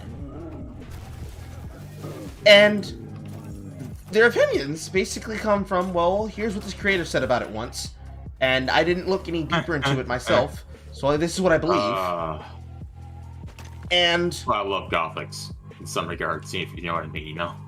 One of my favorite things about to do with ANCOMs is to explain to them is to ask them to explain how you can truly have an anarchist society if you don't even believe in property rights.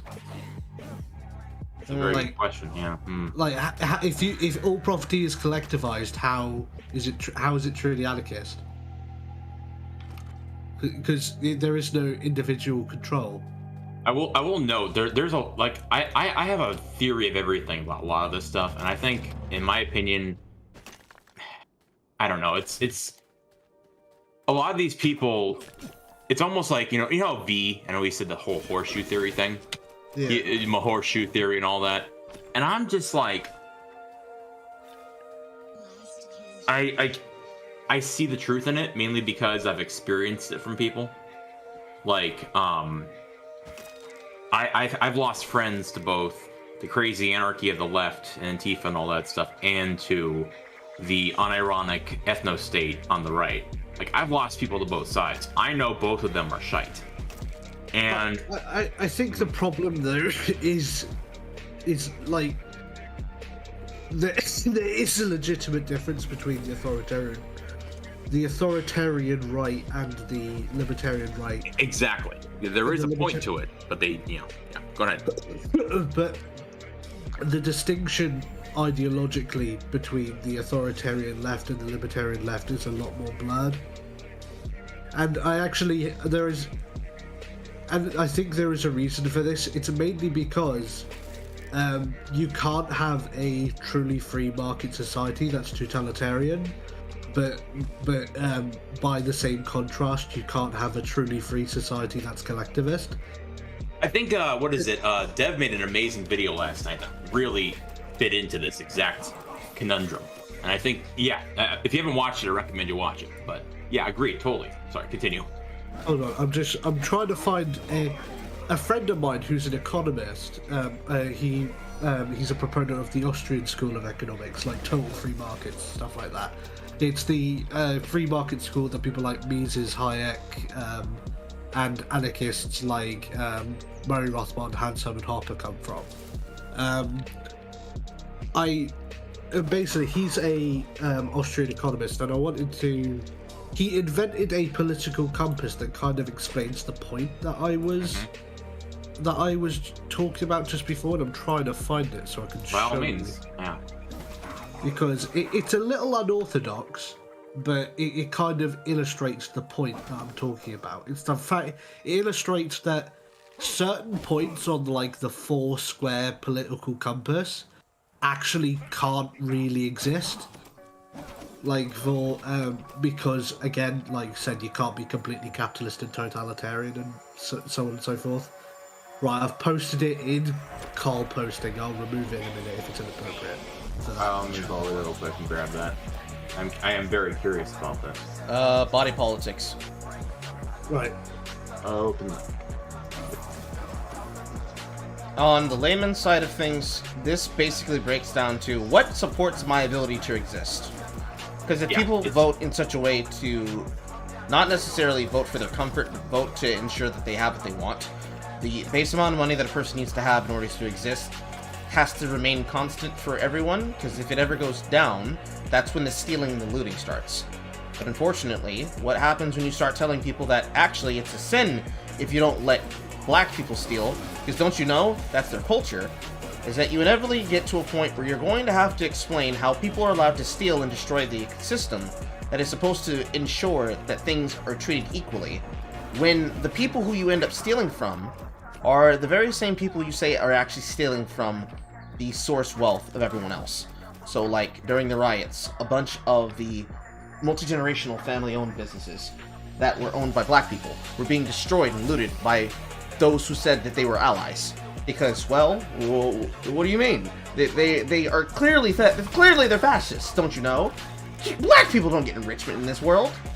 Or last week, where Ibram X. Kendi basically has to delete his tweet about college applicants lying about their age as they're white, because clearly, if there is such a thing as white supremacy, and white supremacy is the inculcation and the continuation of a problem, how is it that white people aren't just... How do they need to lie? If they rule everything... It destroys the narrative, yeah. If it rules everything, then there should be multiple examples of all of these denominations going through, but clearly we know that that's not true. Because what effort is it to the shitpost that I made about Loki if it wasn't for the fact that whenever it's convenient, a denomination and a demographic like Asian is considered white when they vote outside of the demographic voting blocks, or the same way that you have multi-generational whiteness when it becomes inconvenient that multiple demographics, but most especially blacks, start to push back against the hive mind that tells them that actually your opinion has to be the same as ours, and if it doesn't, well, that means you a coon. It doesn't work. On the deeper level of things, you get to the point of like, okay, so how do you solve government if the way that we're going to solve government is effectively creating the same problem that got us here in the first place? Like, okay, classless, stateless society. How does it achieved? Explain it. Multiple steps. Go. And they can't do it because there is no explanation. Shit like that happens way too goddamn often. I guess it's the consequence of the I'm for all good things but no bad things. Because it has to come from somewhere. You can't just be, well, you know, we do some stuff. It has to come from somewhere. Like, the money's not infinite.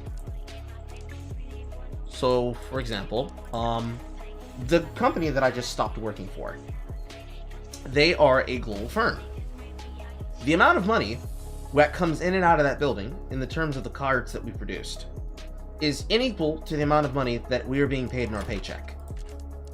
If I actually weighed out how much, this is probably enough. I don't know if this is enough. I hope this is enough. If you weigh out the amount of money, the amount that they're paying us is not equal to the amount of wealth that they're extracting from us. Because even though we have a 40-hour work week, we're not making anywhere near what would be possible. Because, well, y'all were here. You knew what my schedule was. That's just fucking brutal. I only got like 4 to 6 hours of sleep a night. And that's assuming that I actually got to sleep. I need another 20. Fuck me. Oh! I'm gonna come back from stone. But I didn't get time to sleep. I didn't get time to eat. I didn't get time to be a human being. I don't get time to shop.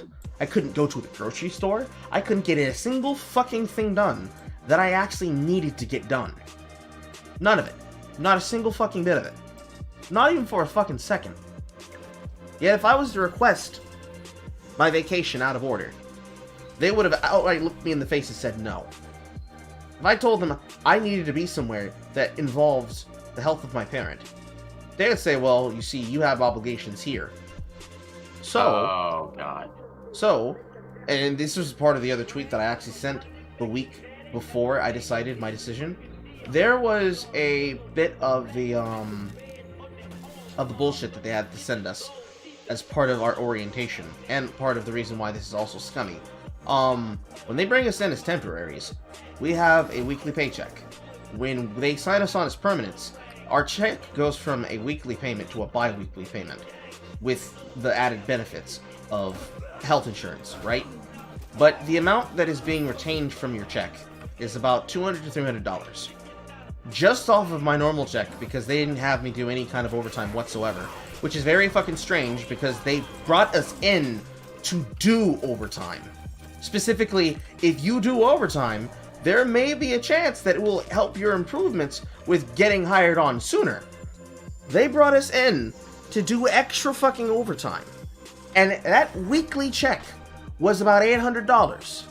On a bi-weekly payment system, that went down to $200. But the amount of health insurance brought that down to around about $800 to $600.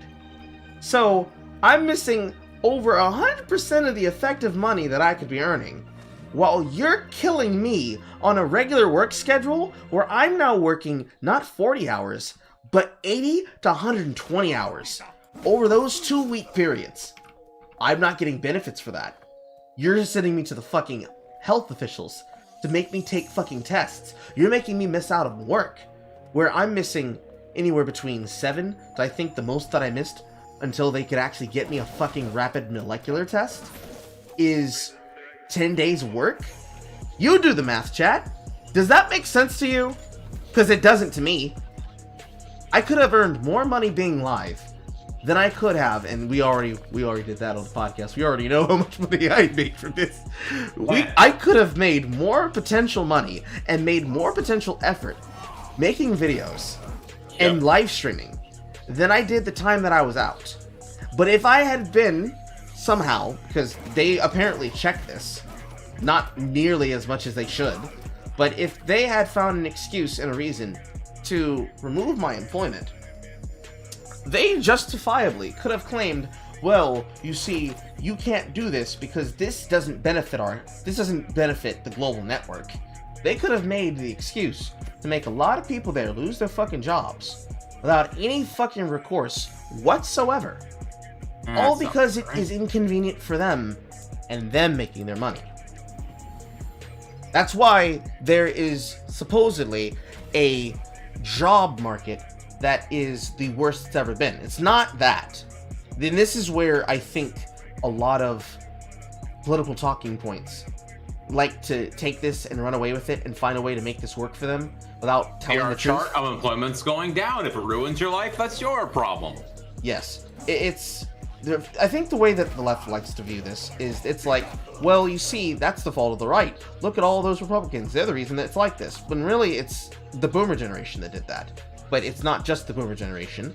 It's the millionaires and the billionaires and sometimes even the thousandaires that are taking advantage of it. Because they're the ones taking advantage of the wealth value. They're the ones that are extracting the value from the market that has people looking and begging for the job opportunities. And there are plenty of people on TikTok that have actually talked about this from both directions. Both as workers that came in, that were hired on as part of a company, and also the people who are reviewing for those job positions. They cannot hire certain applicants because of something that is supposedly disqualifying by the system that they use. I forget the acronym for it, but people who have applied online to a corporation before using a resume and a CV, you know exactly what I'm talking about. Their tracking system will identify people that are supposedly not good fits for the company because of some disqualifying factor in their resume. But they are more than happy to not hire people for that position because the job position pays for absolute fucking dog shit. Above this level, they can find plenty of people for the work. Below this level, they cannot hire anyone. Because if they were to, what the fuck does the person get out of it? What actually do they get out of this entire interaction? Because it's not really much of anything. It's not beneficial on the short term. It's not beneficial on the long term. The amount of money that you're getting back from it is not worth the cost to your health. And I watched them do this to my personal friend who helped me get that job in the first place. So it's not even a matter of they're doing it to people who they can take advantage of. They're willing to do this to people who they claim they have loyalty to. So yeah, I remember. There's a stark difference I noticed between when you started working there and how they treated you versus now. I can see such a massive difference, dude. Seriously. Where do I keep my items? Menu screen. Since this is single player, I carry them on me a lot. I occasionally dump out the chest every single time I complete a run, which is what you're supposed to do with the War Horde. But I don't know, some people don't do that. I don't think I have an upgrade. I have some shit I need to go on with, including stuff for you, so I'm going to piss off now, but it was nice talking to you guys. Yeah, okay. As always. You have very interesting views, and I enjoy hearing from you, bud. Right, catch you in a bit. Okay. Bye-bye. I'm gonna check the white member thread in a second. Oh god, are we... Ah, yes. We have to mine for that. Thank goodness. Meanwhile, Where the I have. fuck am I gonna get red meat? I can't go trapping. Meanwhile, Night's about I to just. start too. Fuckity, fuck. Ah, you listen to Psycho Stick too, then? The what? Psycho Stick. The what? Psycho Stick, the band. Is it a funk band? No, I'm just thinking of the song "Not Safe for Work." I don't know what that is. Okay. You ever heard the song "I Can Only Count to 4"? Or No. the beer song? No. Okay. When my sister knows that song and you don't, that's saying something. I am a very simple man. I have very simple requirements in this life, and most of them revolve around cum. I'm posting it in music. You have to hear at least the beer song because I am honestly appalled that you didn't. Music and playlists. Okay. I can't believe it. I honestly can't because this band is amazing. Plus, they made the best tribute song to Bruce Campbell I've ever heard. I'll check in a second. All right, by all means. They're basically a parody metal band, for lack of a better term. They're a great band, and they also did a really good cover of, again, like I said, "Let the Bodies Hit the Floor," and it's called "Numbers," aka "I Can Only Count to 4." That's when I got into them. That was fucking hilarious. Okay. But everyone should know the beer song. Beer is good. Beer is good. Far-fetched.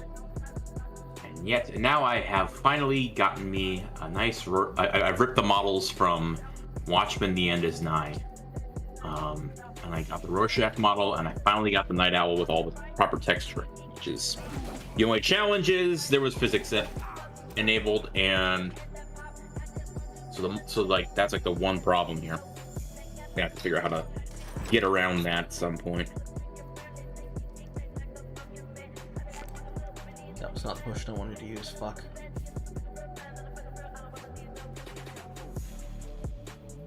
I slowly watch my tree's health go down. And I'm also going to send you the other one, not safe for work. Ironically, I think you'll enjoy it, but obviously, so many F-bombs. I don't even know if you'll survive on YouTube playing it. Probably copyright claim, to be fair. Oh no, I just on YouTube. It's the copyright claim is probably would hit that.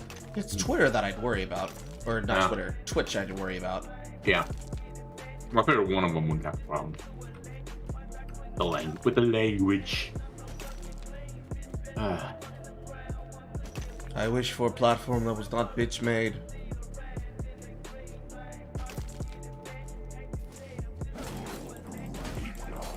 Stop blocking. Oh, you. Hello. That should be enough amethyst. You can only count to 4. Don't snipe the boy. No, do not snipe the boy. The boy would be upset. And I wasn't allowed to dodge. Heh. Insert Piccolo joke here. There's some classic jank. Hello, Carl. Hello, person. It's Moon. Hello, Moon.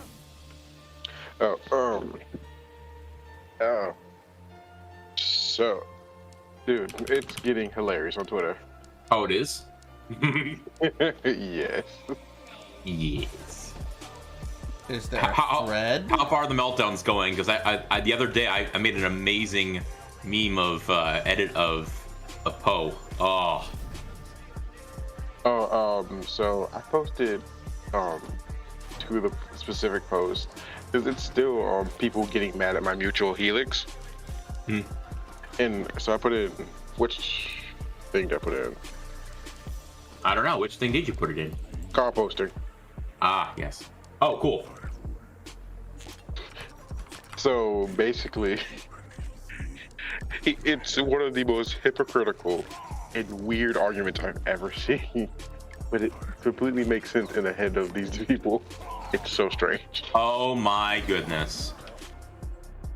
Oh my goodness. God damn it, where the fuck is it? That's a hell of a take. Yeah.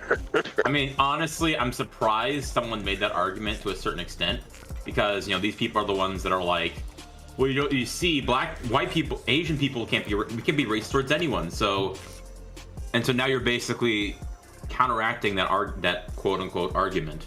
I'm just sitting here laughing, just looking at it. Guess. Well, you see, fam, Asian people can be black too. Might be this one. Might be that one. There are so many things I could laugh about that with, and I don't even know where to start. Oh yeah. Somewhere on the thread he called it's this weird coping mechanism saying when you make a black character white, you're saying you're washing the dirt off them. I'm like, what? That only applies in China. Yeah. And there are TikTok videos probably that show that, to be fair. Oh yeah. They get banned like almost on the regular. I mean, Oh, yeah. China themselves, they believe that. Older. I don't know. They hate black people. It's honestly been kind of amusing to see no one catch on to that fact. I wish that people would see me as more than just a large penis. Damn, you have that? He's Yes. black, dude. Just kidding. I'm black too. I know. I just thought it was funny. That's all. But see, the thing is that as funny as that is, Poe and I are the ones that popularized the fact that people don't understand how fucked up that concept is, because that is how people look at people. That is how people look at us. Yeah, it's honestly kind of sad. It's some of the people who claim to be, you don't understand, I'm anti-racist, Like, yes, you're anti-racist, but also I see how you look at Day One when he walks into the room with gray sweatpants. You can't walk that shit off. You really Well, they can. try to, because God, this whole I don't know. I think it was probably Squid that kind of opened my eyes to a lot of this stuff, just mainly from our experiences. But just watching all these people, oh yeah, it's the most demeaning things I've ever seen, and I'm just I treat people like people. That's what I try and do. How is that such a hard concept for some people? The respect comes after they decide that you are a human being. Yeah, I don't know. I grew up seeing maybe it's just because I was bullied my entire life, and I just kind of just see things as they are. But I saw when I was a kid and I heard MLK and them say, I have a dream that one day we will not be judged by X, but the content of care. And I'm just as a kid, constantly bullied. I'm I saw that. I'm that's something to strive for. Strive for? But I don't know. I see people that are do the opposite, and I'm just guys, really, come on now. This is what happens when victim mentality and selective conditional racism is allowed to proliferate. Yeah, I don't have hideout fragments. And Dude, I have a day and a half. What killed me about the whole victim mentality thing that really turned me off of anything very progressive, especially at a young age, because this shit started when I was in high school, was the fact that it poisons the well so fucking much when it comes to any discussion. Because yeah, definitely. Because when you realize that victim mentalities basically just boil down to, we're going to think of everything in a power structure, and then basically fight for influence and power, even things imagine just be oh yeah, because you don't accept X or Y, you are X and Y. I'm wow, that's so unbelievably toxic. like unironically, not like, and that word has like lost some of its power because everybody uses it to describe everything, but that is actually toxic. Well, the saddest thing is I need to make a full video on this because I've not really talked about it that much, at least openly. I've mentioned it on Twitter a few times. But when I was in college, okay, back in like 2009 to 2011, I was in college, I think at Purdue, okay? And mind you, that was a tough time in my life, and for many aspects, mainly the fact that I went to college for computer science and then realized I wanted to do art. And like, like Raging Golden Eagle always talks about people like say, go to college, discover yourself, or don't, and he shoots that down and says, no, you need to think you need to think it out.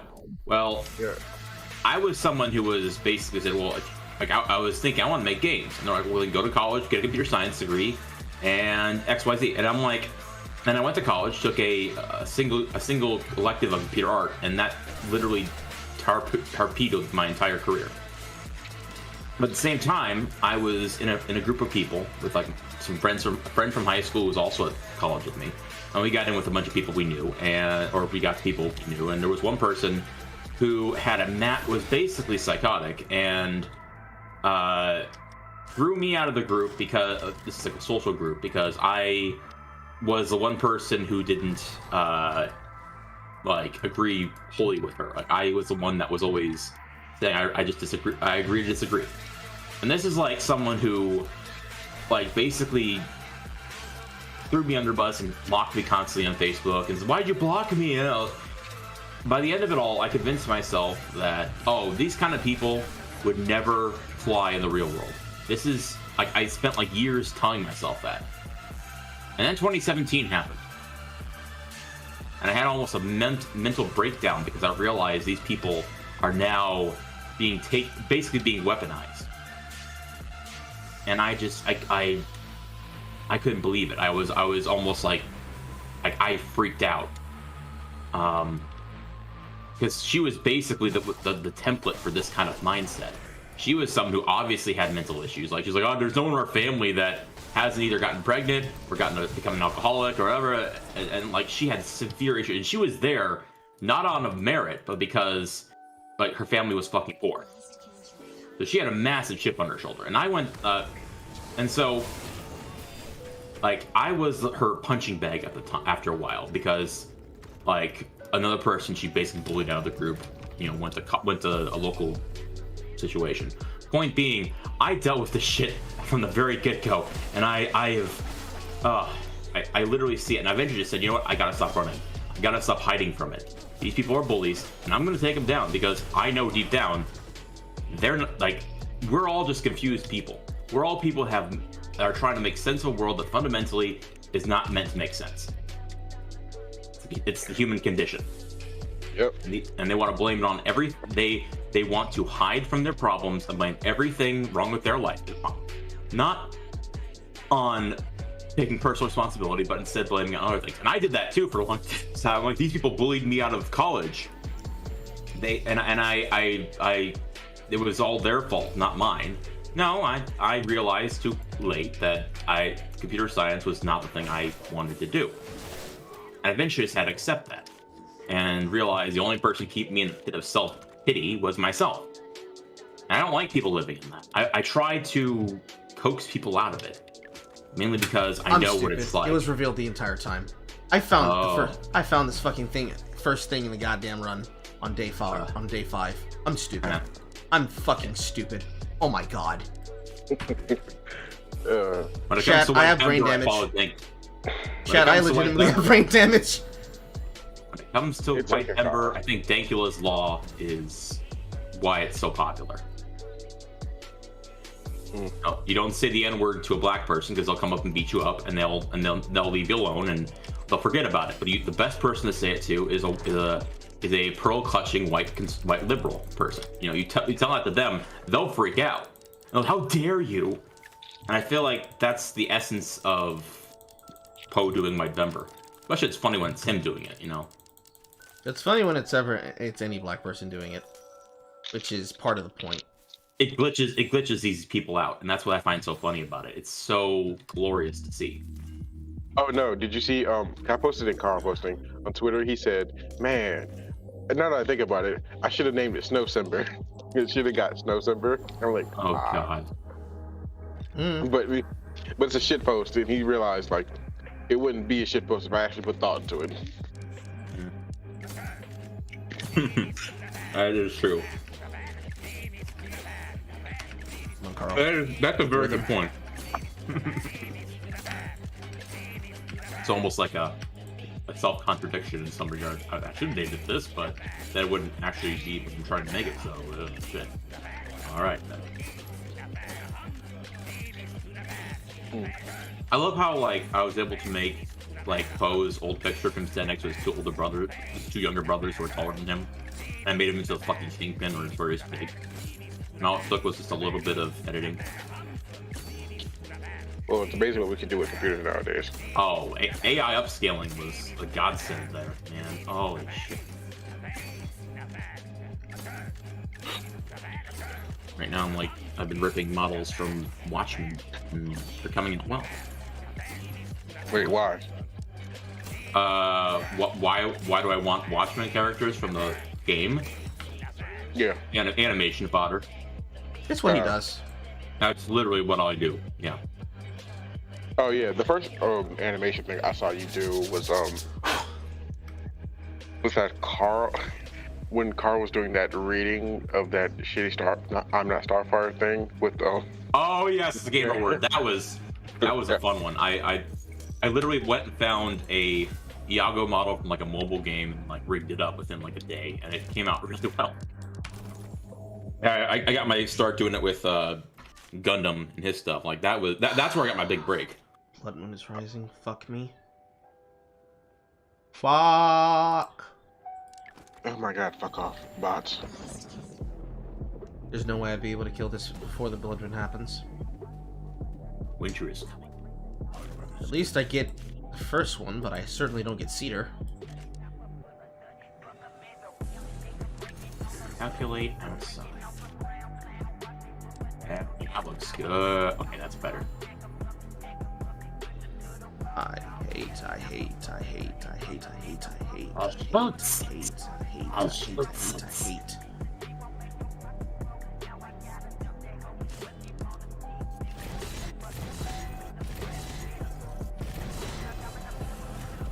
I could try it.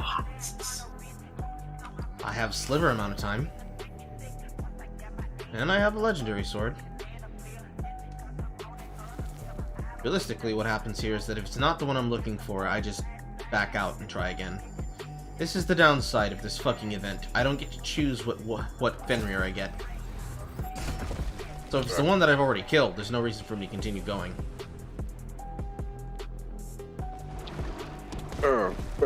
Hey, wait, I'm gonna be right back. By all means. It is Doomhowler. Well, shit, I'm already here. I'm already DPSing him.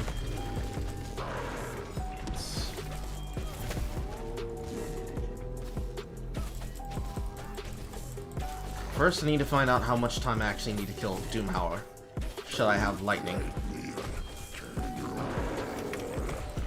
Because lightning sword is able to do this slightly faster than other weapons.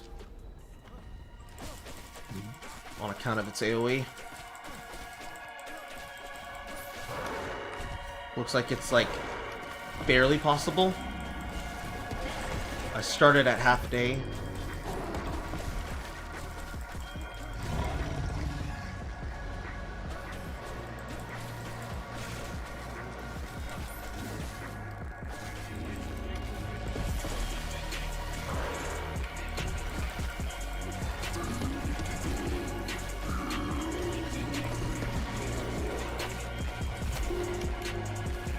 Okay, it's possible. But it's tight. It's really, really tight. That's what she said.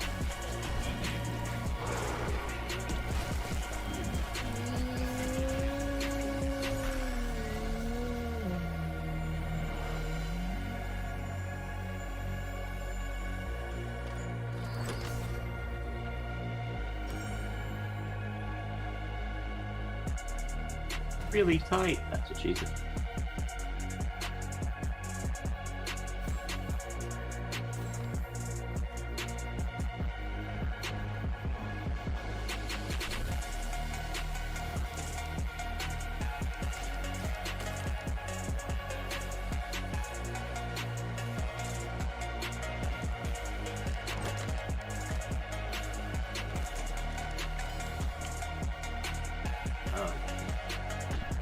Ugh. Good job. How did you become so wise? Short answer, I've been some places. Long answer, I had a lot of sex with a lot of old women. And I'm like 50 years old mentally. Not because I have any condition, it's just I am very, very fucking anal. Like extremely so. That can be taken more than one ways with the context given. Depends on if they have super glide or not.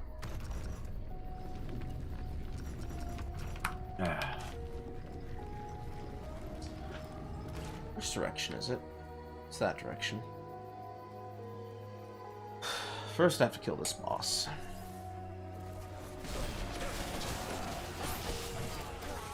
That should do.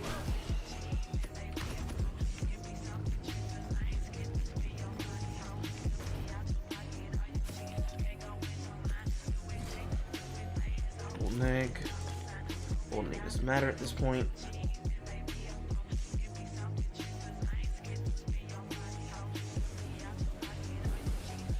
I'm just gonna let them break down the gates and see if I can get this fucking achievement that way.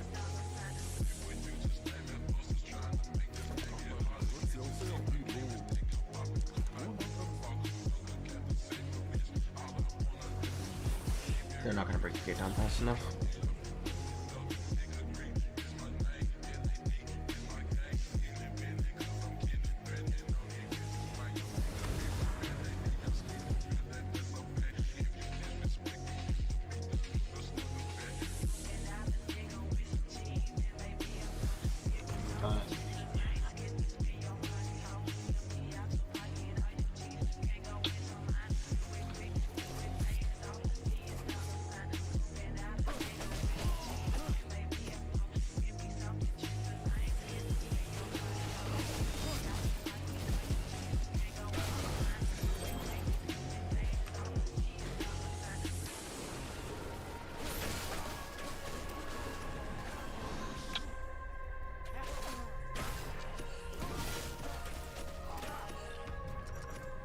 Unfortunate.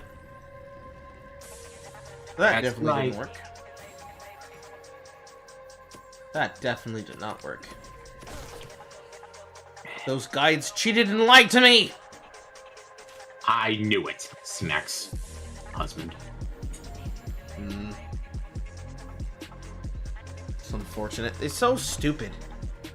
I don't know how I'm gonna even begin to block that many attacks in 5 seconds, but defeating those enemies in 5 seconds, it doesn't make clear whether or not if the kills taken by my villagers are the ones that claim responsibility for it or not. Because unfortunately, you have to get the Tinkerer to 3, and you have to get at least your Blacksmith to 5. Because the better the weapon, the better your actual ability to survive and kill Fenrir. In this case, it's just... I don't know what the fuck to do. All the enemies just die too fucking quick. I'm just awesome like.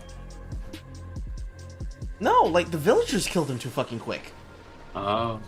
And in solo play, they actually do work. So when you're trying to kill them, they just die to their AoEs. It's semi-fucking annoying.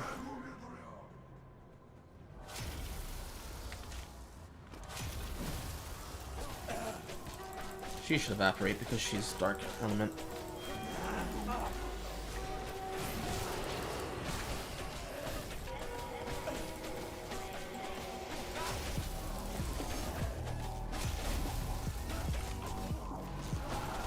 And after I finish this run, I'll play fucking either Path of Exile or Minecraft. I don't know. Ooh, Minecraft. I don't know if I want to let the chat decide, because I feel like there are people who will specifically spite me.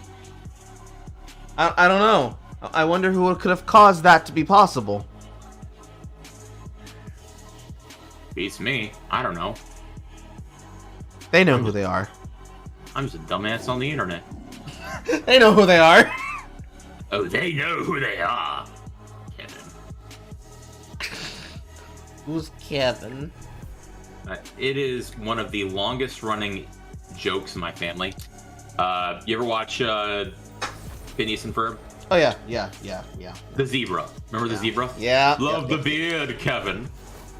Yeah, that's like a running joke with our family. We always quote it. I'm as confused as you are, Kevin.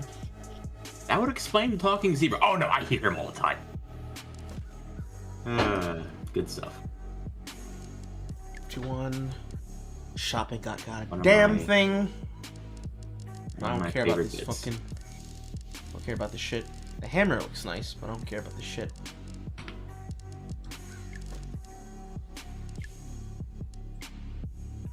Most useless waste shit I done ever seen.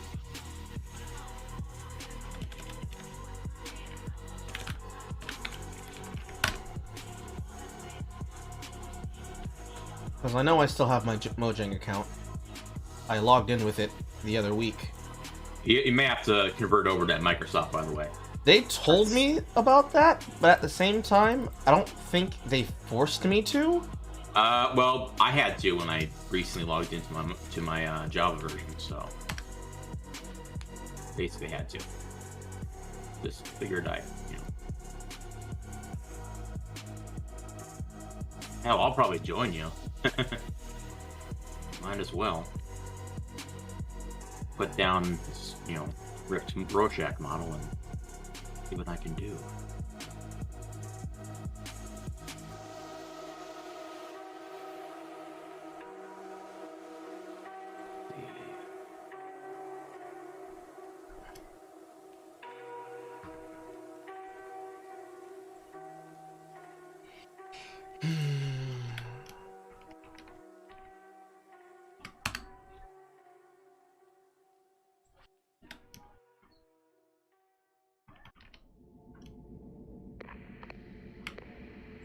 Attention.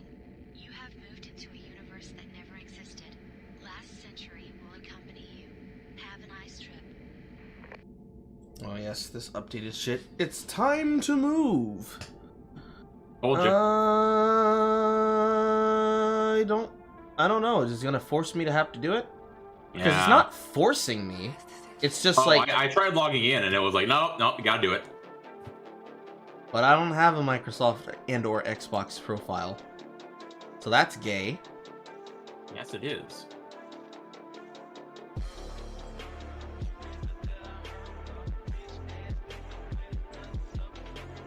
It's how they're doing it. Remember, Notch ain't there no more. Good for him. He's better off without them. Because they can always try and see if they can cancel him, but he's like, I don't have any control over this. I will bet about him. He has a very much of fuck you money. Also, Microsoft. Your boy Zach did an amazing video today, or the other day, talking about the lack of any cultural things the left has, and it was a very good video. I showed my brother this morning, because he's like, everyone think they quoted was Harry Potter. Now look what happened.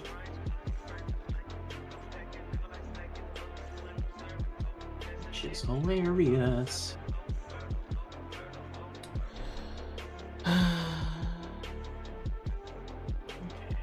Fucking stupid. It's asking me for a Microsoft password for a fucking Yahoo account.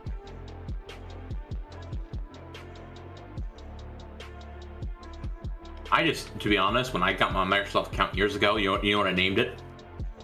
I made my own email for Outlook, but I named it msoft.h8r. It was fun. I like because whenever I talked to him on the phone, I took great pride in telling him it. What's your Microsoft account? And I'm like, well, here it is. I just did take the piss out of them. Let's fuck them. Give them a little bit of fun, a little bit of a laugh, as I told them basically, Alright. Yeah, this came out well. Oh, what the? Oh, right.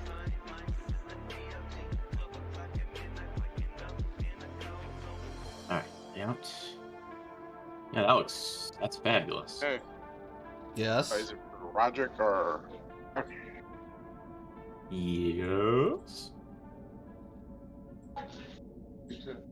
Quack. What? This is just chatting till I can get the shit up. Build compressors. They build compressors. Yeah. You too.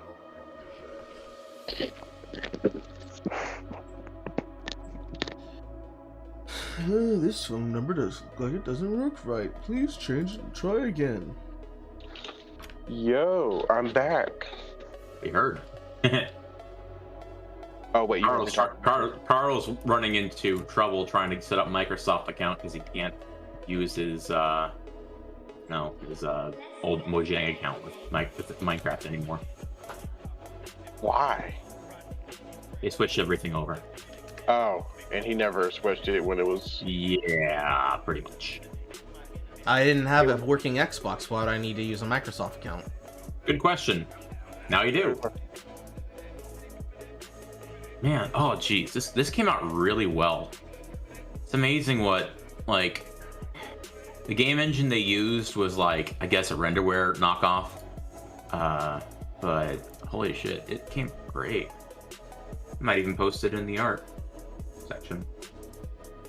But I really wanted the Night Owl. That was the real one I wanted to find get a good copy of. And there it is. Yeah. Just make a fucking new email. Yeah, I said that's what I did when I had to make mine when I was. Did I ever tell you how like when I got my start with like being a game console technomancer? Nope. Okay, so like over the years I have resurrected various game consoles and I call it technomancy. And by that, resurrecting, I'm referring to like repairing it, bringing it back from the dead. I've done at least a few PlayStations. Like the PlayStation 4 I got swindled on, I fixed pretty quickly. But I got my start because an old friend from high school comes up to me one day and he's like, hey, this was like back in high school, he's like, hey, you ever tried repairing the Red Ring of Death? And I said to myself, no, but I'd love to try and figure out how to do it. And so like he tasked me with like repairing his like Elite Xbox. And I fixed it a few, I used a few different methods, and eventually like when I tried like bolting, like getting the X clamps replaced, I basically shorted out these 2 pins on the board. He's like, no problem, at least you tried. No, I just need a new one. You can keep that one. Hey, you try and see if you can send it in and get it repaired. And I'm like, okay. So I call Microsoft up and they're like, I'll just send it in because it's covered under warranty. And I'm like, you do realize I opened it, right? Oh yeah, but send it in. No questions asked. And I'm like, I don't think they're gonna, they open it up and they'll clearly see what I did. But hey, I'll just send it in anyway. Package arrives after I graduate from high school. 14-day-old refurbished Xbox 360. I just got a free 360. Hot. Yeah, and then like later on, there was that same time in college when I was being attacked by various friends, or quote-unquote friends. My roommate, who was a piece of junk, he gave me his old like launch model PS3. This is, mind you, back when the PS3 hacking scene was just starting to take off. I was watching at the ground floor, and he's like, yeah, it's got the yellow light of death. You're never gonna fix it. I brought it home after college. I grabbed a heat gun from Menards, bought. Took one try. I reflowed it successfully. So I have a history of this shit. So when I had to set up Microsoft's account, I named it that because at that point I was still an Apple fag. So. So what's the difference between Java Edition and Windows 10 Edition? Java Edition is far more moddable. It is essentially the original version. It is the bleeding edge type. Windows 10 Edition is basically the console version. Basically. But it's like the official, like, built-in C universal Windows platform version. Anyone uses Java version, to be fair. Mainly because it has more mods, it is far more moddable, it is the one everyone remembers. I mean, fuck, I on my I was able to convert the original castle I made map I was playing back when I was playing in Alpha in college, and transferred over to my Switch copy after like a bit of finagling, because I backed up my that same that map on via I think Dropbox when I was first starting to play the game. That was a trick someone taught me, and I still have the original map.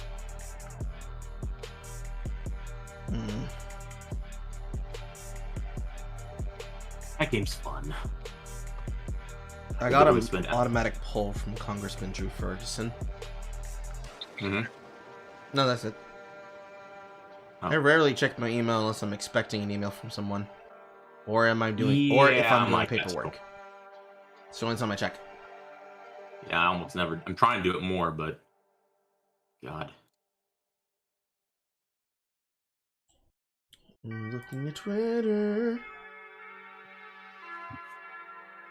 Oh, I posted something in car posting. It's nothing serious. It's just the fact that that's the one blackwash I'll allow. Oh damn, that hot. Exactly. Hinata already best girl. Choco Hinata even better.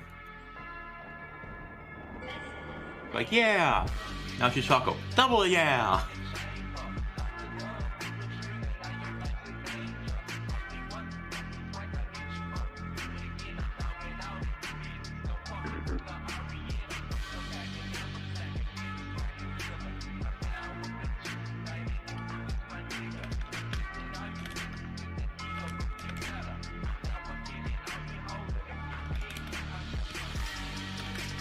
I got a Kids Next Door tweet to send. Oh no. Oh no. I know what you're doing. I want to see this. Well, it's White Denver Post, right? Yeah. It's pretty obvious then.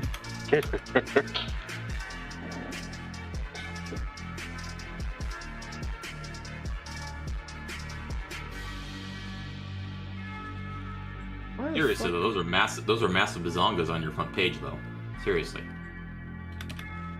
Or whose? Oh, I went on to Carl's profile, and the most recent retweet is gazongas. That's all I'll say. That's just White Mage Jenny in general. Obviously, trying to sabotage. No, November, and I'm like, she winning that one. Retweeting and posting this in the group chat.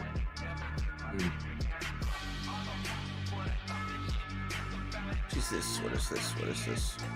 What's this?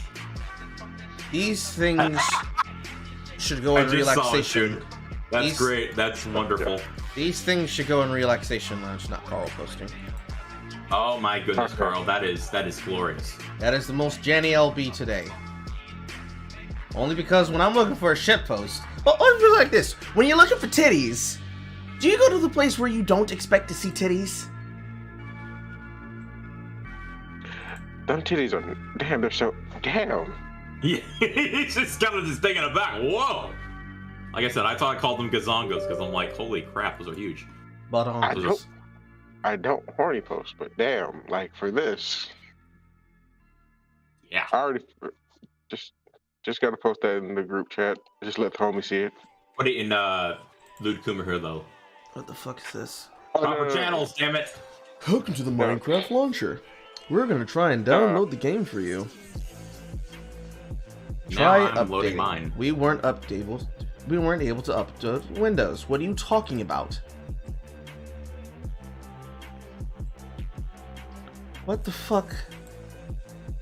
What the fuck? Oh, there's a new launcher now apparently. Oh, what? Oh yeah, seriously. There's one in the store now? Okay, this is new. Oh my god, what is this? Oh, that's right, because they added Java Edition to Game Pass for PC. That's what. Okay, that explains it. Okay, forgot about that. Now I was launching my launcher and it says, "Oh, you need to do a new launcher," and it opens Windows Store, and I'm like, "What?" Okay, that explains it.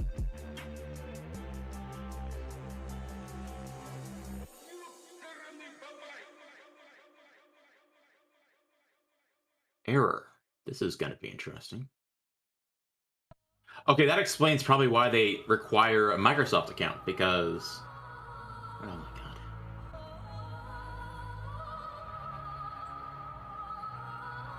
god. Meanwhile, I'm having issues with just freaking... Ah, fucking Christ. Great. If Minecraft refuses to update, even though an update is available in your area, you can try to get the update by re-downloading the most recent version of Minecraft installer. To do so, uninstall Minecraft from your computer, then do the following. And then it'll tell you to go on the Windows Store and download the launcher, because that's what it did for me. I'm not even joking. That's dumb. Yeah, it definitely is.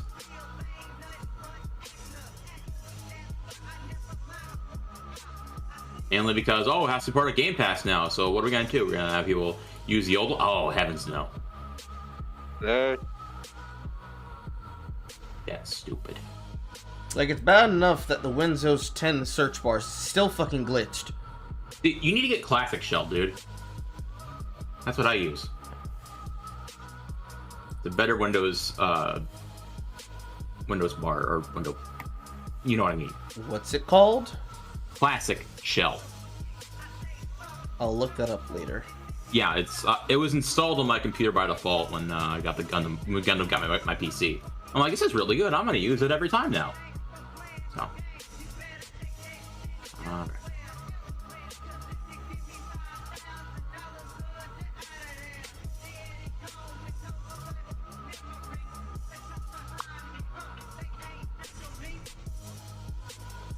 Minecraft Windows.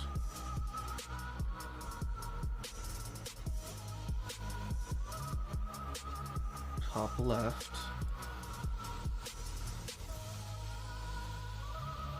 Profile. Top left. There is no download button in the top left. What the fuck? It's download it from Windows Store, dude. It'll make I'm going to save you some frustration, because if you went to download it again, it'll just send you there. Because that's what it did for me just now. I'm going to save you some headache. I hate this corporation and their need to complicate everything. Yeah, I know. Believe me.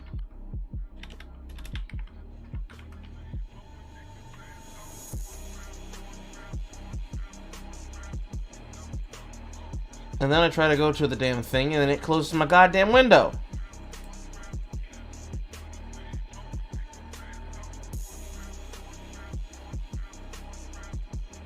What in the absolute buttfuck? Yeah, this happens.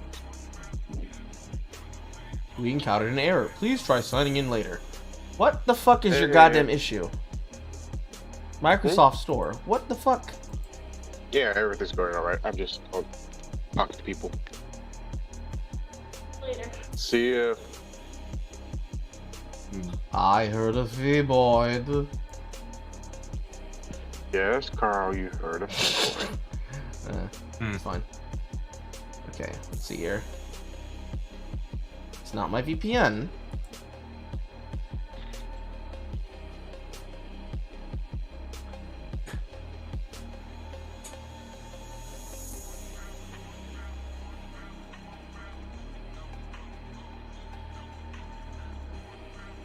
I don't know what the fuck is causing it. I remember first joining the Discord and being entranced by all the channels. And it's just organizational things. Organization is gay. You're gay. No. No, you. No, you. No, you. Damn, it seems we reached an impasse. It seems we've reached an impasse. It was funny. I need to work on this. I had this idea recently, or my brother gave me an idea for an animation. Because I noted how I was watching actually Zoid's New Century, and I forgot that the voice of Double D is the other, like the backdraft group's judge. And I had this stupid idea where I was like, you know what I should do? Like, because I found it funny that like his voice sounded a lot like Starscream's. with the filter on, and I'm like, because there's very few people who can pull off a Starscream well after Chris Lattis passing. And so I was like, because I know like what's his name? Tom Kenny was the only one in my opinion that came really close to it when he was playing him, and I think Transformers animated. And so I was like, I should like get some sort of line from Double D and like run it through a filter. And I had one. It was, is that supposed to be the support beam to the house? And I had like all set. I'm going to be animating it later, but I had another idea recently because I'm like, wait a minute. Because I was thinking about, I was working on a Bulkhead model, and I'm like, wait a minute. Bulkhead in Transformers Animated was voiced by Patrick Starr. And I started thinking around similar lines, and then it hit me. Listen to me, you bastard! I'm gonna cut your balls off! No! That whole one. I'm like, that's perfect. I gotta do that. I gotta do that. You hear me? Your nails! That will be your balls! Minecraft might get nixed in a few seconds because it's still giving me an issue. Of course. When I try to go to it, okay, yeah, you did it again. When I try to go to it in the Microsoft Store, it will not let me path to it. Then, when I try to log into the Microsoft Store, it tells me that I can't do it. I need to update and try again later. Do you still have a Minecraft account? I mean, Minecraft. I mean, I just went through its fucking hoops and everything. It just won't. It wouldn't let me update because it said, "Oh, I can't connect to update." I don't know what's stopping it. Microsoft, that's what. So let me see what I'm gonna do. I'm going to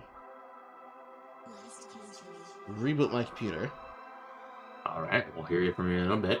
And then I'll be back live just on Twitch, not just and not on YouTube. And we'll see if that fixes something. Because if it doesn't work from there, I'm going to Path of Exile. Sounds like a plan. Ooh. Wait.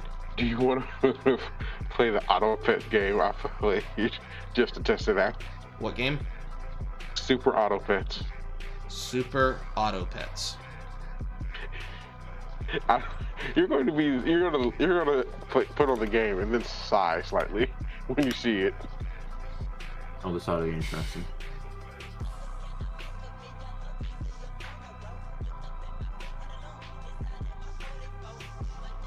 Build a team of cute animals.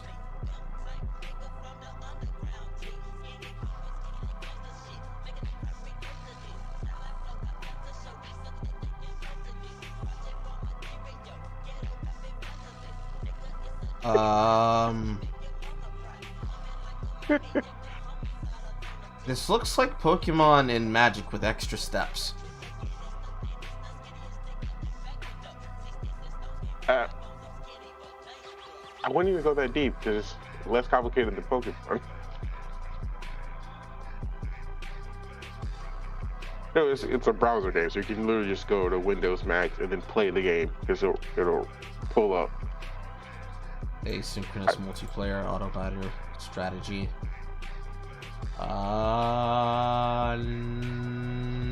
Maybe next time. Dragon Ball Z. No, on Power Rangers Time Force. Aw, you're no fun. Like Dragon Ball Z's played the fuck out. What the fuck out? Played the fuck out. What did you fucking say about me, little shit? I'll have you know. Yeah, I have to agree with Carl on this. It is. I know. Hello, I can do the voice better, okay? Seriously. Jeez, not that difficult to... Okay, I'll be back in a second.